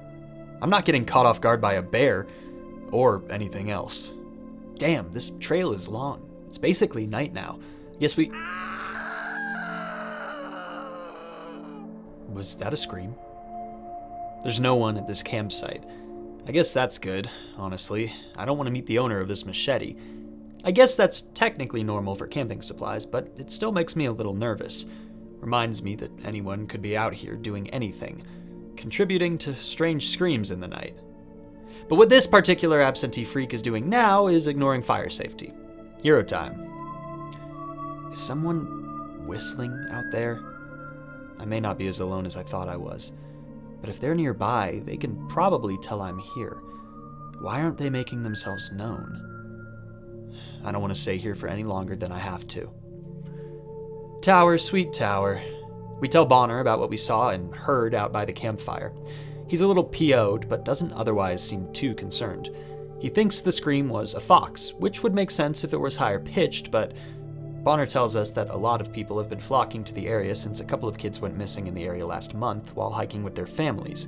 Now, apparently, there's a rumor about entities in the woods. We've played through enough entries into this series to assume by now that whatever is out in the woods, at least in this circumstance, is not some supernatural monster or ghost or whatever. These games, by definition, are meant to be mostly grounded in reality. Bonner mentioning these entities definitely reads as another red herring, like when the clerk mentioned the woman in white in Norwood Hitchhike, but quite like that circumstance, just because the legend isn't true doesn't mean we're totally safe. There could still be anyone out there, not to mention these bears we keep hearing about. Still, the mention of missing kids seems relevant. We gotta do our regular job for the night now. Let me get on the computer and not get distracted by... It might be hard to tell from my footage, but I played a lot of this game while recording. At first, I was just trying to see if there was any hidden Easter eggs, but then I got caught up in the rampage. Anyway, we've been texting Kayla on and off over our time here. The signal's pretty bad, so our messages don't send sometimes, which makes Kayla worry about us. Nice to know someone cares about us all the way out here. She sent us a casserole recipe. Nice. Let's get cooking. Honestly, even with the limited kitchen space, cooking in a place like this sounds so nice. Very peaceful. Bonner checks in with us one more time while the casserole is in the oven, just to tell us he reported the campers and to sign off. We eat the casserole alone in bed. The sound is kinda starting to grow on me. Just kidding, it's still terrible. March. After we're full, it's time for bed, but we need to light the fire again first. Time to walk all the way back down. Okay, let's just... Wait. The whistling is here again. The developer of this series sometimes likes hiding little missable moments in these games, things that are meant to spook only people who are paying complete attention. This is cool and makes the experience that much more enjoyable for committed first-time players, but it also sometimes creates moments where the player is more on edge than the character they're piloting. We heard the whistling, and therefore we are on edge and want to do something, but our character, or more accurately the person recounting their story, didn't hear it and doesn't comment on it, so narratively we don't get a release. I don't think this little disconnect is intentional, but it does factor into the uncomfortable atmosphere of these games. Long story short, the whistling is spooky, but what exactly are we going to do about it? We close the boards on the tower before going to bed. I guess it's for our privacy, which is nice, but what if a fire starts while we're asleep? I won't question it. I guess there's still a little open window space by the computer. I'll just look there first thing when I wake up. Huh? A light? Is that whistling? I swear that... Oh, shit! There was definitely something by my window just now. They moved away as soon as I saw them, which must mean they can also see me. Shit. He's still there, isn't he? The whistler. Fuck, I hope he doesn't have that machete. What do I do? What does he want? Fight or flight here. We've got the bear mace, but what if it isn't a bear out there? It's a dumb joke. We decide to just hold still. Wait to see what happens. After a while, there's nothing. No sound. Is there still someone there, waiting on the other side of the door? Or are they gone? Shit! Oh. Not as big of a relief as I'd have liked, but at least we're still alive. So, I'm just gonna say the thing that we're all thinking. There's some cult shit going down in these woods. Might have something to do with all those missing kids. That's a bummer thought. Whatever the case, this open confrontational symbol can only mean one thing. We're a part of this now. Awesome. We wake up Bonner to tell him about what happened. He's not thrilled about being woken up so late at night. I'm not jazzed about the situation either, my man. Oh, it's just kids, is it? Was it just kids when in an alternate timeline I opened the door too early and got fucking murdered? Was that just kids? Bonner! He's pretty dismissive of our experience. How many crazy things do you have to deal with as a park ranger before a deer skull placed on your doorstep in the middle of the night is a casual conversation? We cut to the very next night from here. No more beautiful sunrises. It's windy tonight. The trees are swaying like crazy. Jack has gotten pretty paranoid since his encounter, and he's scanning the woods with dirty binoculars. He's interrupted by an unknown voice on the radio. It seems like a hiker has gotten lost in the woods and is in need of assistance. Finally, we can help someone out tonight. So we need to help this dude choose whether to take the left or right trail to get out of the woods. He gives us a little info on what he can see and what direction he's walking, but it's up to us to get him to the end. As soon as I encountered this in my playthrough, I was already writing this dude's eulogy, because I am really bad at stuff like this. I got multiple people killed during my Killer Frequency stream. No!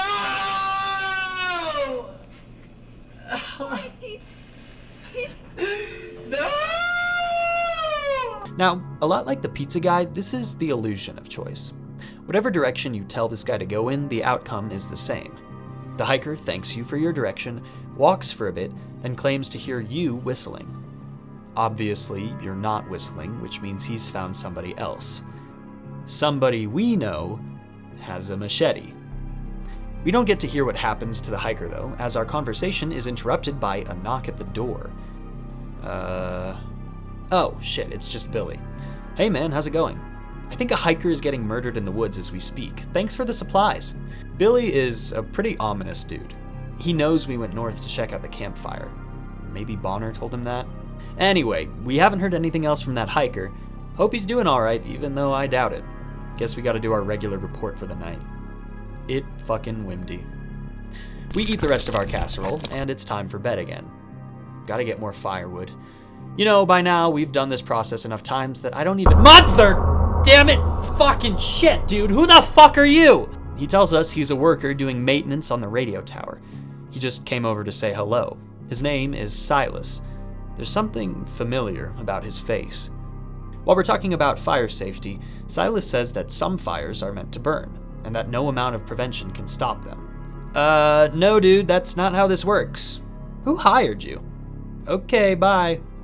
Now to slumber peacefully, knowing that dude and whoever else is prowling around beneath me. Just gotta check in with Bonner. So you're saying the radio tower's out of commission?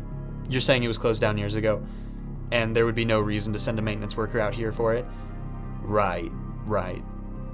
Cool. Am I gonna die? It's 2 nights later. It's raining. We have to update our computer. Whoa, this really does feel like real life. At this point, it feels like we're just waiting for something to happen, both Jack and the player. We've encountered enough weird things in the woods and at our tower that for once, the protagonist and the player seem to be on the same page. Something is happening. We're a part of it, and we're gonna have to deal with that soon. I just wish I knew what—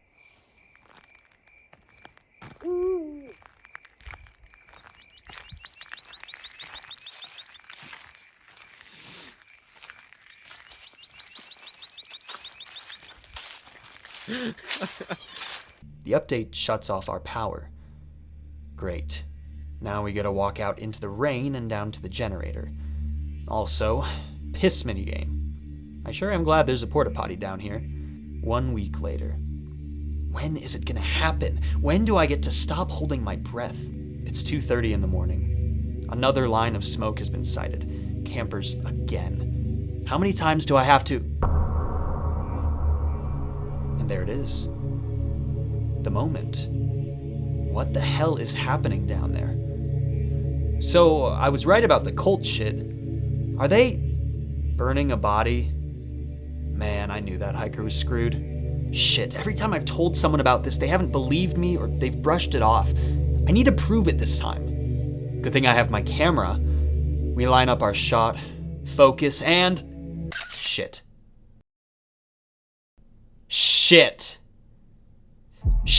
They're coming! Damn it, I can't believe I had the flash on. What a rookie mistake. All we can do is hide now. Man, they got here fast.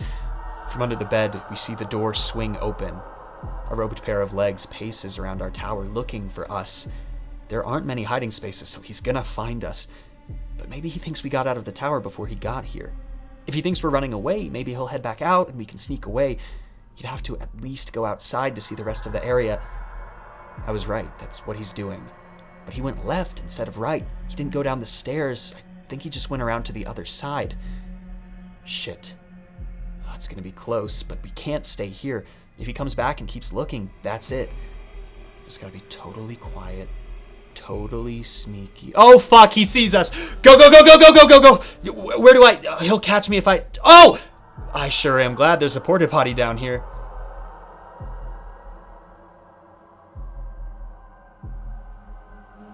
As soon as the man is far enough the other direction, we open the door and sprint down to our RV. I expect in this moment for the screen to go black and for the game to end, but I realize there's still a lot of woods between here and our RV, and there was more than one cultist. Please, please, please, please, yes! Oh shit, no! We have to go now! Yes! As we drive off into the night, we get our real ending. The police went out and investigated the area the next morning, but they found nothing. Classic. And so ends our analysis of the 4th entry into the Fears to Fathom series. This entry is probably the one I see most criticized for being unrealistic, which I can understand. It's not often that someone tussles with a real honest-to-goodness cult out in the woods, complete with all the spooky ritual shit and the sacrificial murder and scary robes and stuff. It's entirely possible humans are capable of anything and love forming stupid groups, but it just seems a little unlikely. Maybe there was a cult, but they were a little less theatric. Maybe Jack actually was chased by a stranger in the woods, and Rael just added the cult angle. Maybe none of it happened. I choose to believe it did. Either way, the message remains clear. The woods are peaceful. They're a place away from normal human life. They're a place where the rules are different, the expectations and pressures completely changed, if they're at all. It's a place you can go to find yourself, or be yourself. But anyone else can be themselves out there too, and you might not like what that self looks like. I'll see you in the finale, boneheads.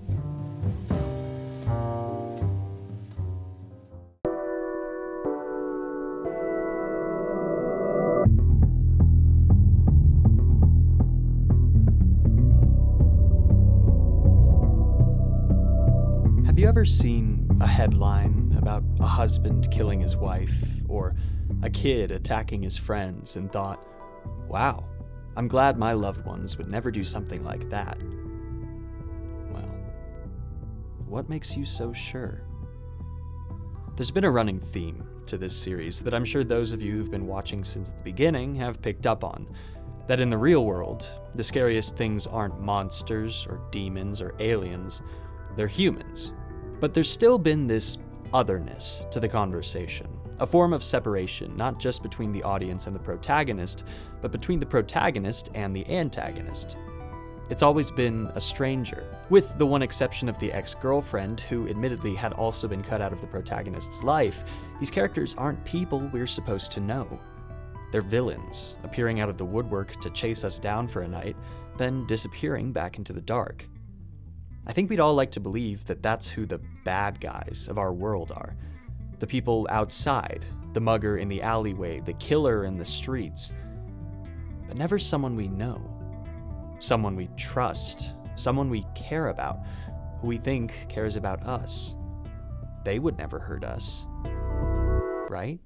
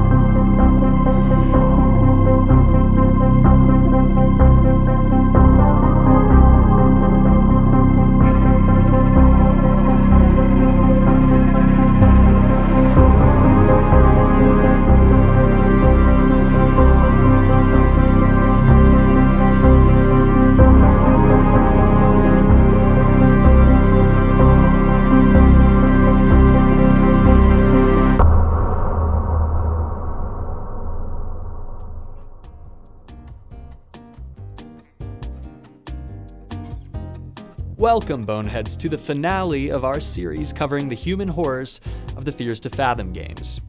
If you haven't seen the first 4 episodes of this series, then you should watch those first. This video will be here when you're done.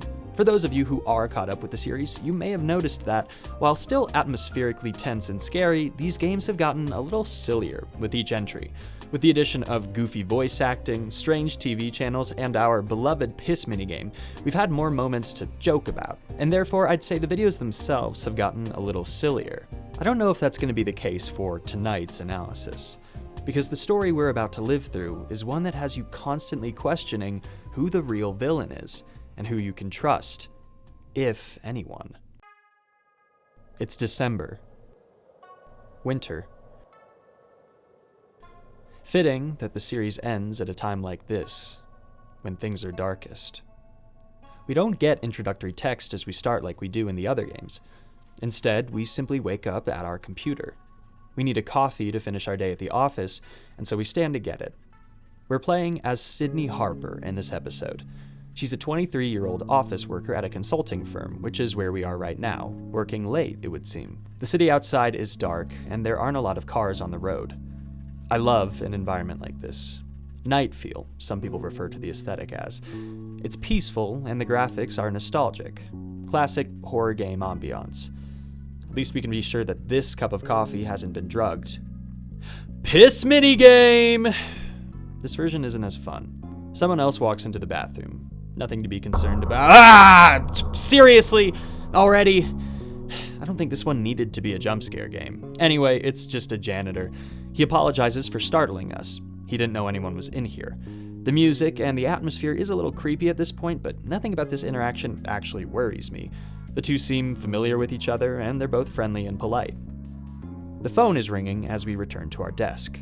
Someone named Mike is calling us, and apparently he's been trying to reach our cell for the last 2 hours. He speaks very familiarly to us, calling us the nickname Harp. Apparently, we're friends from college.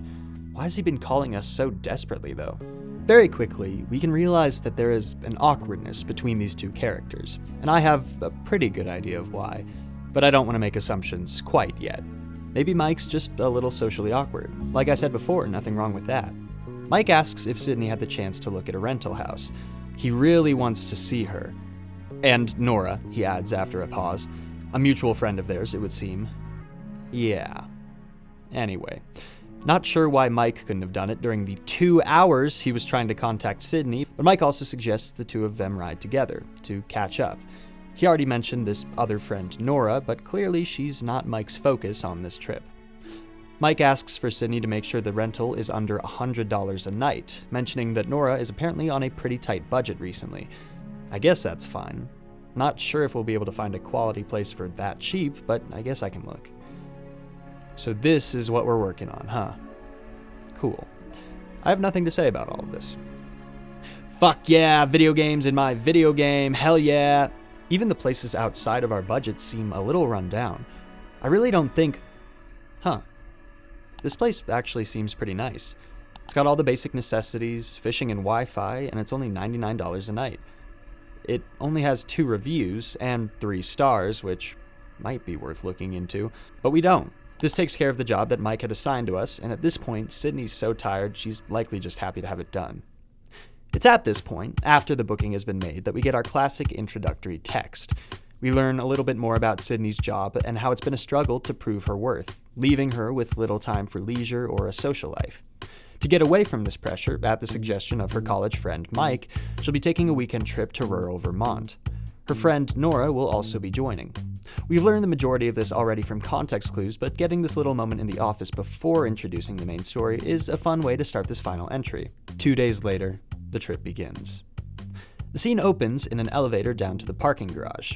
We have a brief chat with a man from the building named Gael before heading out to meet Mike. He calls us, but we miss it and instead just check our texts from him. He tells us he's pulling into the parking garage now. His older texts match the energy we heard on the phone earlier. Friendly and forward, but a little pushy, not seeming to notice Sydney's hesitance. We also see some texts from someone named Rick Wilson, who appears to be the owner of the cabin we're headed to. We hug Mike. He immediately asks for a better one. After a little chatting, we get into the car with Mike. It starts snowing around 4:30. As Mike drives through the haze, he reminisces with Sydney about college and the changes in how the two of them look at the world. It's clear Mike feels that he and Sydney have been through a lot together. We learn a little about Mike's job. He works on a machine learning thing to predict something and a whatever. It's not super interesting, and neither is Sydney's job, really. That's kind of the reason this whole trip is happening, to escape from that tedium for a bit. The conversation becomes a little more awkward when Mike comments that the only good thing that came from college was us, referencing himself and Sydney. Sydney's dialogue options indicate that the phrasing of the sentiment is confusing or surprising to her. Now, I want to take a break from summarizing to talk about what we're seeing, and will continue to see in this game from Mike. He's referred to as a deuteragonist in the game's wiki, which only means that he's the second most important person in a story, beneath the protagonist. What this word doesn't indicate is whether or not the character is aligned with or in opposition to the protagonist, only that they're secondarily relevant. The interesting thing about Mike's character is that, from pretty early on, we're not sure whether we can trust him. He hasn't done anything specifically wrong, but there's an element to his character that comes across as pushy? Maybe desperate. A little selfish, perhaps. Now, that might seem a little harsh for a character who we've barely spoken to, but A, I've played this whole game, I know how things shake out, and B, you have to remember that in this circumstance, we're playing as a woman heading into an unfamiliar location with a man who, I think I can already say with pretty high confidence, is attracted to her. Again, not the end of the world, but it's this perceived combination of attraction, pushiness, as well as a bit of a disregard for Sydney's feelings and concerns that raises the potential for concern. It's not a blaring siren, but remember, you never know who you can trust.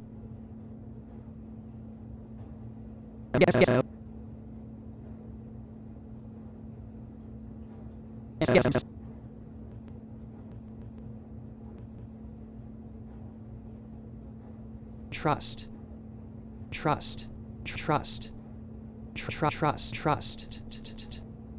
Mike seems to sense the tension in this moment and self-corrects, but we distract ourselves with a text from Rick, who's checking in about our arrival time. We're able to move on from the conversation after we notice a school bus parked by the side of the road, which Sydney finds interesting. We almost hit a deer. Mike says that in Native American lore, seeing a deer cross your path is like getting a message from the universe. I did a super basic Google search to see if that was true, and it kind of is. The few little things I read implied that encountering a deer in the wild is sort of a call to trust one's own intuition, which is actually helpful and relevant advice for this game, but I don't think that's what Mike is implying by bringing this up. Mike also says that driving at night sort of feels like flying a spaceship, the snow particles acting as stars in distant galaxies as he moves past them, which is annoying, because I made a similar comparison earlier in this series, and I don't like agreeing with Mike. You may be wondering why I'm being so critical of Mike, and it's because I don't like him. I'm a Mike hater. At 6:45, already running late, you and Mike make a quick stop for pizza. I love pizza. It's my favorite food. Oh, what a gentleman. This place is actually pretty packed. As we take in the area, we see a news report on TV talking about the snowstorm that we've been experiencing the beginning of. It looks like it's going to get worse. I hope Nora is okay. I think I'll feel better when we're all together. Another person takes away a little of that awkwardness. The people on TV are arguing. I get to choose multiple toppings for my pizza. I pick pepperoni every time. I know what I like. As we sit down with Mike to wait for our order, we can see that man with the backpack walking back and forth, accosting other customers. We get a quick voice message from Nora, apologizing for being late and letting us know that something came up last minute, and it's going to take her even longer to get out there. Well, at least we know she's okay, but there goes the social safety net of another friend. By the way, the voice actor for Nora is Lily Pichu. Mike says it's a bummer that Nora will be late and that the two of you will have to start the fun without her. He also says, you know what I mean. No, dude, I don't know what you mean. Anyway, pizza time! Oh, hey, look who's back. I guess I knew this was coming. The guy in the backpack, who from now on we'll just call the hiker, is looking to catch a ride with us down the road. Sorry, dude, I already played the hitchhiking episode. I'm tapped out on that front. Good luck, though. As expected, he's not taking it very well. He hits one bingo square for us here when he ominously tells us that unkind people like us meet unkindness themselves. Great. Glad I'll never see that dude again. Time to go. I want to drive. Mike's making a whole thing about it. Come on, dude. I haven't mentioned it in previous episodes, but the artist who's usually playing on the radio during the driving scenes is the artist Neb. He's not really my style, but people tend to like his tracks during the game, so I thought I'd mention it. Finally made it to Woodbury. The house is pretty nice. We have the code from Rick to get in. While Mike goes to enjoy his own personal piss minigame, we start putting groceries away. Our turn. We send Rick a little confirmation text, letting him know we're here. Now that we're all settled in, we can take a little tour of the house. Oh, great. Another dark and spooky basement. Look, I've played these games long enough. It's gonna be just like all the other ones. We're afraid of the basement, but the antagonist is gonna break in through the back door or trap us outside or something. You can't trick me this time, game. There is a mysterious door down here. Probably still just a red herring, though. We've already seen most of the main floor, so we can check around upstairs. Very nice, very nice. I wonder where I should go. What the fuck? It always gets me. Who are you? He says he's the owner. Apparently he was looking for his cat and then came here to fix a TV. That's a little confusing. I'll note that he doesn't tell us his name, but I mean, we already know it, I guess. If he was here, why didn't he just respond or come down when we texted him earlier? Maybe he was just distracted. Look, I know it's suspicious, but honestly, a lot of our interactions have been weirdly suspicious during the trip, and we've got a lot of game left, so let's forget about it for now. Better to just focus on what's actively happening. And what's happening right now is Rick is giving us a tour of the house. Despite clearly making Sydney uncomfortable, the tour is pretty average. Mike doesn't seem as nervous as you. He's more excited about the trip. Maybe that's a good thing. We learn a couple important locations during this tour, namely the location of flashlights for if the power goes out and the water heater for in case the water needs heating. Rick is pretty dismissive of the basement and tells us the door is just for storage, but then, all of a sudden, at the top of the stairs, he vaguely implies to us that the basement might be haunted, and that we might hear voices or shuffling from downstairs. Okay, man, what are you hiding? What's behind the door? Sydney and Mike don't ask this question, though, as Rick laughs it off. Huh. I guess he was just messing with us. Still feel weird about the basement, though. I should just let it go. Ain't nothing gonna be wrong with that basement. I guarantee it. Rick heads out, after not so subtly probing to find out our name, implying in his old age that he forgot the name on the booking. Okay, man. Well, at least he's leaving. That makes things a little better. Even Mike was a little creeped out, but he moves on quick. We go to take a shower. When we come back, Mike has got a fishing rod with him. Oh, yeah, there was supposed to be a lake nearby that we can fish at. Okay, that sounds kind of fun. Let's do it. Mike has a baked carp recipe that he wants to try, so that's what we're fishing for. You may have noticed, not just from my summary, but from some of the on-screen dialogue options, that Sydney seems to have a pretty complicated relationship with Mike.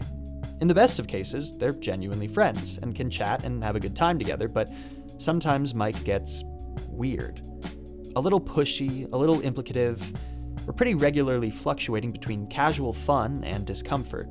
This is why we wanted Nora here. Right now, though, things are fine.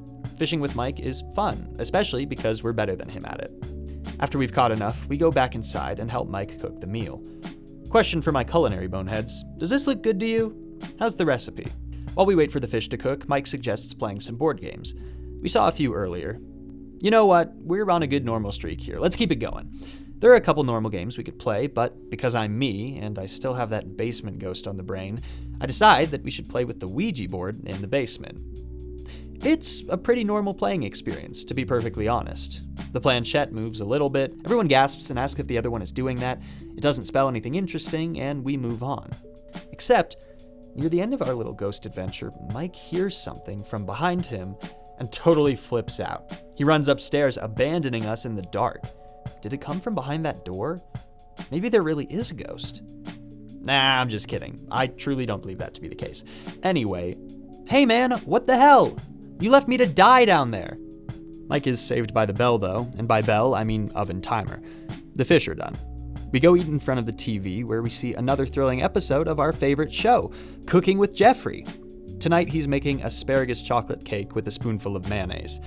Delicious. Perfect to watch while eating. Mike goes upstairs to check the shipment details for his new DS, not joking, and we clean up in the meantime. And then, we get a very concerning text from Mike.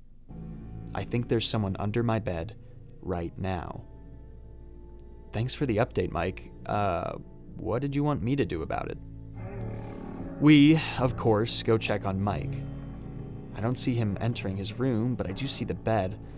I'll just quietly... Damn it, Mike! Seriously, dude? After that shit in the basement, now you want to play jokes? Look, if it were Connor in there, I might find it funny, but Sydney is getting seriously fed up with your shit, dude. Man to man here, I don't really think you have a chance with her, but even if you did, these moments aren't helping. This jump scare somehow gets spun into a game of hide and seek, and now we're the hider. Basement time again. At least we know he's scared down here. Mike stops at the mysterious door as if we somehow went in there, but does end up finding us in our little nook. Our turn to seek. Found you, asshole. Oh, you heard another sound? Yeah, right, dude. Look, I'm gonna go up to the attic to check, since I'm not a coward, and if you try to fuck with me again, I'm gonna punch you in the nose.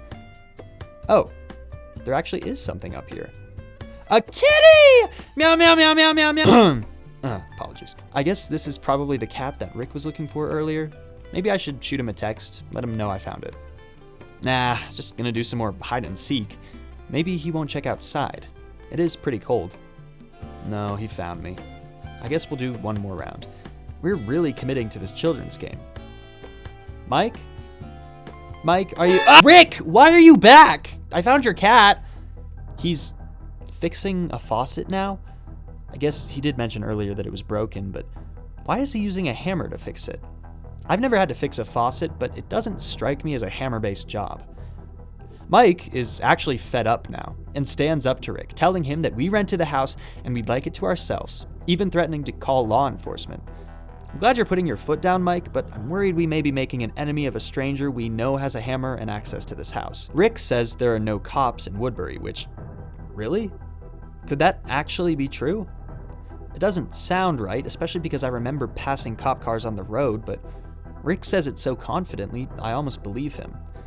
I realize, though, that he's just trying to intimidate us, make us feel less safe, like we can't do anything to him.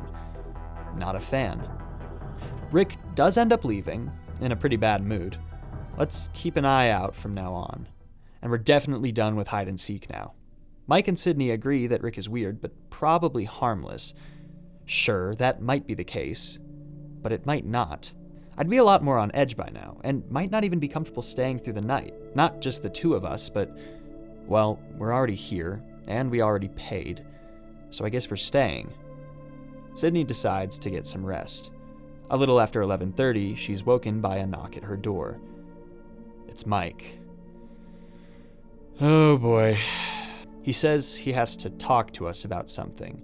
When he walks in, he goes straight to the window and stares out.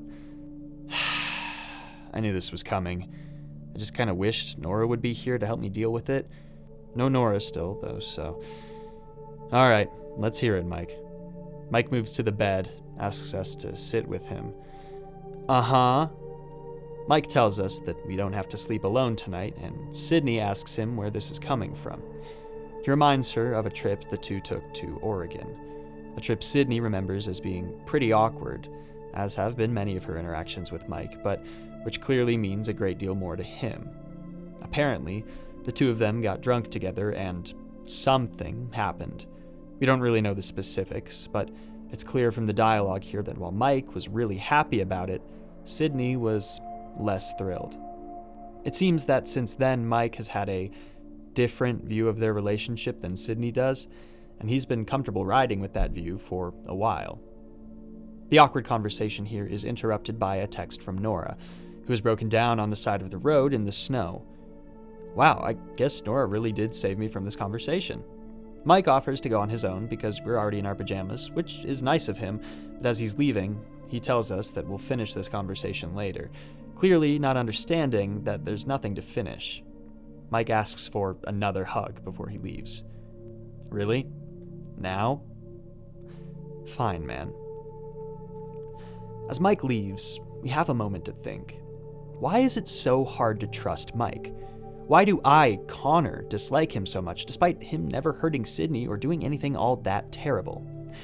And I think it's because, while not the actual villain, there is still a villainous quality to his character. What is a villain if not simply someone who desires an outcome the protagonist doesn't, who utilizes every tool at their disposal to accomplish their goal, who feels entitled to his goals and to victory, and who crashes out when he's unable to achieve it? I'm being a little harsh. Is it evil to have a crush on someone who doesn't like you back? No. Is it a crime to confess your feelings to someone even if it's a little uncomfortable? Not at all. But in this story, where it feels like Sydney has been dragged into the majority of her experiences, where she's been tired and grumpy and wholly uninterested in pursuing any kind of romantic relationship with Mike, and he keeps pushing, that's a little different. The key word is selfish. Now luckily, I really don't think Mike is going to do anything to Sydney.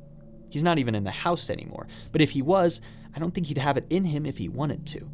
And I'm glad that this is the case. It's not like I was hoping for Sydney to be betrayed by someone she had a history with, but this outcome, this peaceful if uncomfortable resolution, it's not a given. There's a world, actually several worlds, and plenty of real-world cases where this story has a very different, much more violent outcome. And that's really the reason we've been on edge this whole time, because we, both the audience and likely Sydney herself, are very familiar with what could have happened. But the game's not over, so if Mike's not the villain, who is? At 12:40 in the morning, we're woken by the sound of the front doorbell ringing. Is Mike back? That's not Mike. It's not Rick either. Who is that? Why are they here? This dude wants to come into the house. Something about the way he speaks, the little excuse he gives, is familiar. Is this that hiker from earlier? Holy shit, did he follow us here? Whatever the case, he's definitely not coming inside. We threatened to call the cops, but he repeats what Rick told us. There aren't any cops around here. Why aren't there cops around here? It's not like I'm usually itching for them, but holy shit, the whole town seems to know. Are there just no laws here? We tell the hiker we're calling the cops anyway, and he does leave, after telling us that we're gonna get what's coming to us. Karma's a bitch, he says, before walking off into the storm. Personally, I'd be awake and on edge after an interaction like that, but Sydney is so tired that she heads right back to sleep after the hiker leaves. But right as she lays down, she hears a shout and a thump from outside.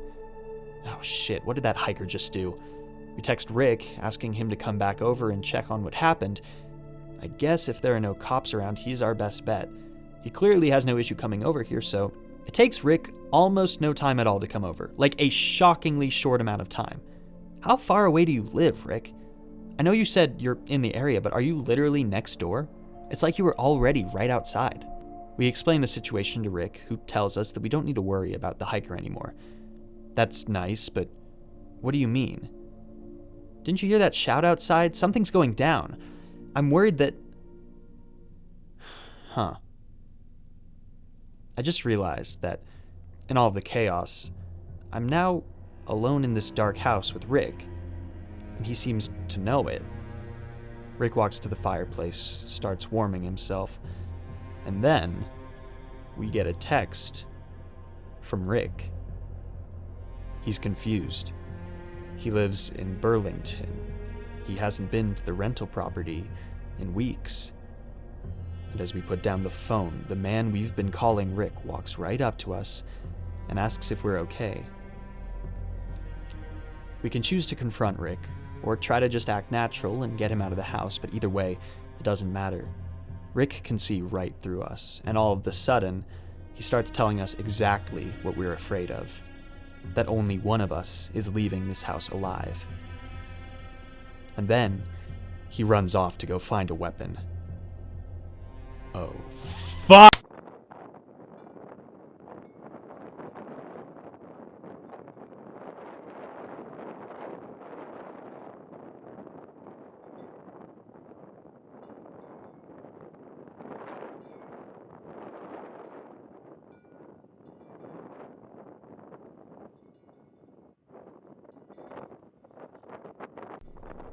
But it's not true.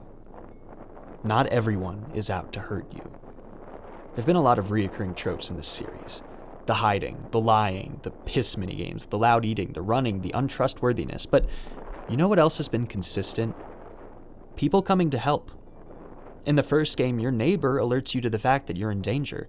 In Norwood Hitchhike, not only are you given a ride by a stranger who has a hard time with people, but your life is also saved by the man running the front desk of the motel. You're mostly on your own in the third game, but your friends send you support and valuable information about the property you're staying at, and even the dog alerts you to intruders around the house. In Ironbark Lookout, you're almost completely alone, but you still have Bonner for support, and Billy comes to bring you supplies. We die in these games if it wasn't for our own self-preservation skills as well as dumb luck, but we can't discount that some people don't want to hurt us. Some people, as strange or as unsettling as they are, just want to help. Which is why, despite everything we've seen from him and felt about him, our last hope is Mike. We just have to survive long enough for him to get back. We hide in the basement. Not Rick comes down and looks for us, but seems to miss the nook. Thank God. Instead, he opens the secret door and walks inside. Guess I was wrong about the basement. I wonder if he's been hiding down here the whole time. That's probably what Mike heard down here earlier. No time to waste, though. We sprint out of here, just gotta make it to the... God damn it, Nora! And for the very last time in this series, we run for our lives.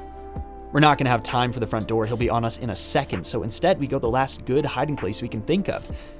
We go to the closet, the one beneath the attic. Not Rick enters the room. He looks around. In the background, we hear the sound of a car pulling up. Then, a little later, the doorbell being rung. Mike is back. Not Rick kneels down to see who it is. We're not in the clear yet. If we head right back downstairs too early, Not Rick will see us, and that'll be it. Even if Mike sees us too. There just won't be enough time. I also know that Rick could come back up here, keep checking the space. I hope my friends are okay, but in the meantime, I have to move further up, into the attic.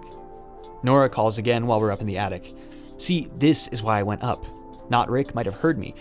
In fact, he's right beneath us. Mike starts shouting something downstairs, and we hear from the real Rick that he's called 911 and also talked to Mike and Nora. I guess there are cops in this town. Villains just love to lie. As we head downstairs, finally, peaceful, happy music begins to play, signifying not only end of Sydney's horrifying experience, but the end of the series, and by extension, the end of this series. The last thing Sydney sees before the game finally ends is Mike kicking down the door, Nora behind him, here to save the day. This might not change Sydney's romantic feelings for Mike, or lack thereof, but it certainly makes me a little less of a hater. A little. Boneheads, I want to end this series by saying two things.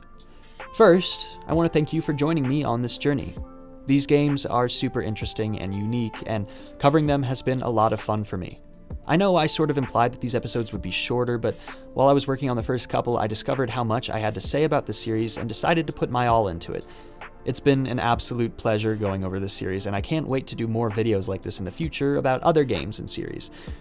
Second, I want to remind you all what I said earlier. These games have been, sort of by design, paranoia fuel.